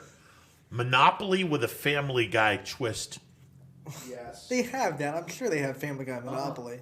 They have everything type Monopoly. I haven't seen one. I've never seen Family Guy Monopoly because I could just see Peter Griffin landing on St. Charles Place. Yeah, look, Lois, it's St. Charles Place. Yeah, why don't we buy this over here? I'm sure as hell ain't gonna buy Boardwalk. I can't afford that kind of money. What the hell kind of person you think I am? Stewie would be really cool doing Boardwalk. Oh, I'm on Boardwalk. Ew, the Boardwalk. I'm on Boardwalk. Look at this, Brian. Yep, Family Guy Monopoly game, collector's edition came out in 2012. You can buy it for $40. So I'm 9 years too late. Yeah, so sue me. I'm 9 years too late. Shut up, Meg. Yeah, go to jail. Quagmire, what are you doing in jail? It's what's with the old thing with Quagmire when Peter Griffin asks him what he's doing in jail. Hey, it's conjugal day, Peter. You know I love doing things at the can. Ow! Giggity. Oh, Lordy. 330-886-0813, the MP Our Vivo. copyright bill just went in the sky high. MP Vivo Heating and Air Conditioning Hotline open for business. Is that not one of the funniest Brian, cartoon? You want to buy some Cool Whip? Whip. Stewie, why are you saying the W? Why are you with putting so much emphasis on the H? Well, I'm just saying cool. I'm just saying Cool Whip. Cool Whip. Was it not too long ago? I saw an ancient episode of Graham. God, what's his last name? He's on BBC, and he has all the Graham Norton, yeah. And he has some people on the BBC. And he had Seth Meyers on. And Seth Meyers did the Kermit the Frog meets... You mean Seth MacFarlane? Yeah, Seth MacFarlane. And he had Kermit the Frog and Taken? Yeah, Kermit the Frog meets Taken. I'll find you. But I do have some skills. And these skills are... Make me particularly upsetting for people like you. If... I will find you. And I will kill you. And I will kill you. Yeah, good times. Seth MacFarlane is not just a comedic genius. He writes his own music for Family Guy. He's got an amazing operatic voice. Have you seen him sing some of the Broadway stuff? Yeah, he's pretty good. He's got more talent in his pinky finger than I'll ever have in my life. Okay, but now who does the better voices? We'll go old school versus new school. Mel Blanc, who is the absolute epitome of genius. Well, Mel Blanc can do whatever voice he wants. He's just like the Swiss Army knife of vocal. Yeah, but Seth MacFarlane is right up there. I mean, yeah, he but does. Now we're splitting hairs because they're both really good, but you can tell, like, okay, that's a Seth MacFarlane character. Like, because he does Dr. Hartman and he does a lot of characters. Yeah, but you can say the same thing with Mel Blanc. He does a lot of characters that sound almost exactly. Yeah, but you're saying the same thing with Mel Mel Blanc. Could do like polar opposites where you go, what the heck did that come from? That's Mel Blanc. Him and Frank Welker are probably the best voice actors of that generation. All right, favorite cartoon character, old and new, and then we got to get out of here. I'm a Transformers guy, so Optimus Prime or Turtles. Those are my two for the old. Okay. The 80s Turtles cartoon and Transformers were what I grew up on. What do you mean new? Like Yeah, modern, as in the last 20 years. Well, the best cartoon ever made is Avatar: The Last Airbender, so there you go. Okay. All right. I'm going to go way old school. Foghorn Leghorn is my favorite character without any hesitation. Well, I tell you, boy. Look here, boy. I said, hey, boy. and obviously... I resemble that remark. Fortunately, I keep my feathers numbered in case of emergency. Well, I say I resemble that remark. And when DJ came back from Louisiana, he said he had a Foghorn Leghorn type of person at Nichols State going, boy, I say, hey, boy, isn't this name pronounced grow instead of graw? No, it's graw. But I want to call him grow. No, it's not grow. It's graw. It's graw. It's graw. Sorry. And obviously for me, Quagmire is my he's my guy. Because he's modern, but he's based on a 1940s radio guy, so he's really not a modern voice. Well, it's kind of modern, old school, and plus. Exactly what you'd expect Ron Protest to depict. And plus, he has no filter, which he and I are very familiar with that perspective. If you want no filter, I'm surprised you didn't pick a South Park character. Well, no, South Park is a great movie. I'll give you that, or a great show. I'll give you that. That's no filter. Yeah, there's no filter there. All right, Power Hour is coming up next. Enjoy the rest of your day. Power Hour gets you through the 3 o'clock hour. We're back doing this again tomorrow. Many, many thanks to Coach Wernicke, Coach Mcelroy, Coach Miller, Dre Smith. And we had some fun. We'll do it again tomorrow, noon to 3. Running Point, YSN Live.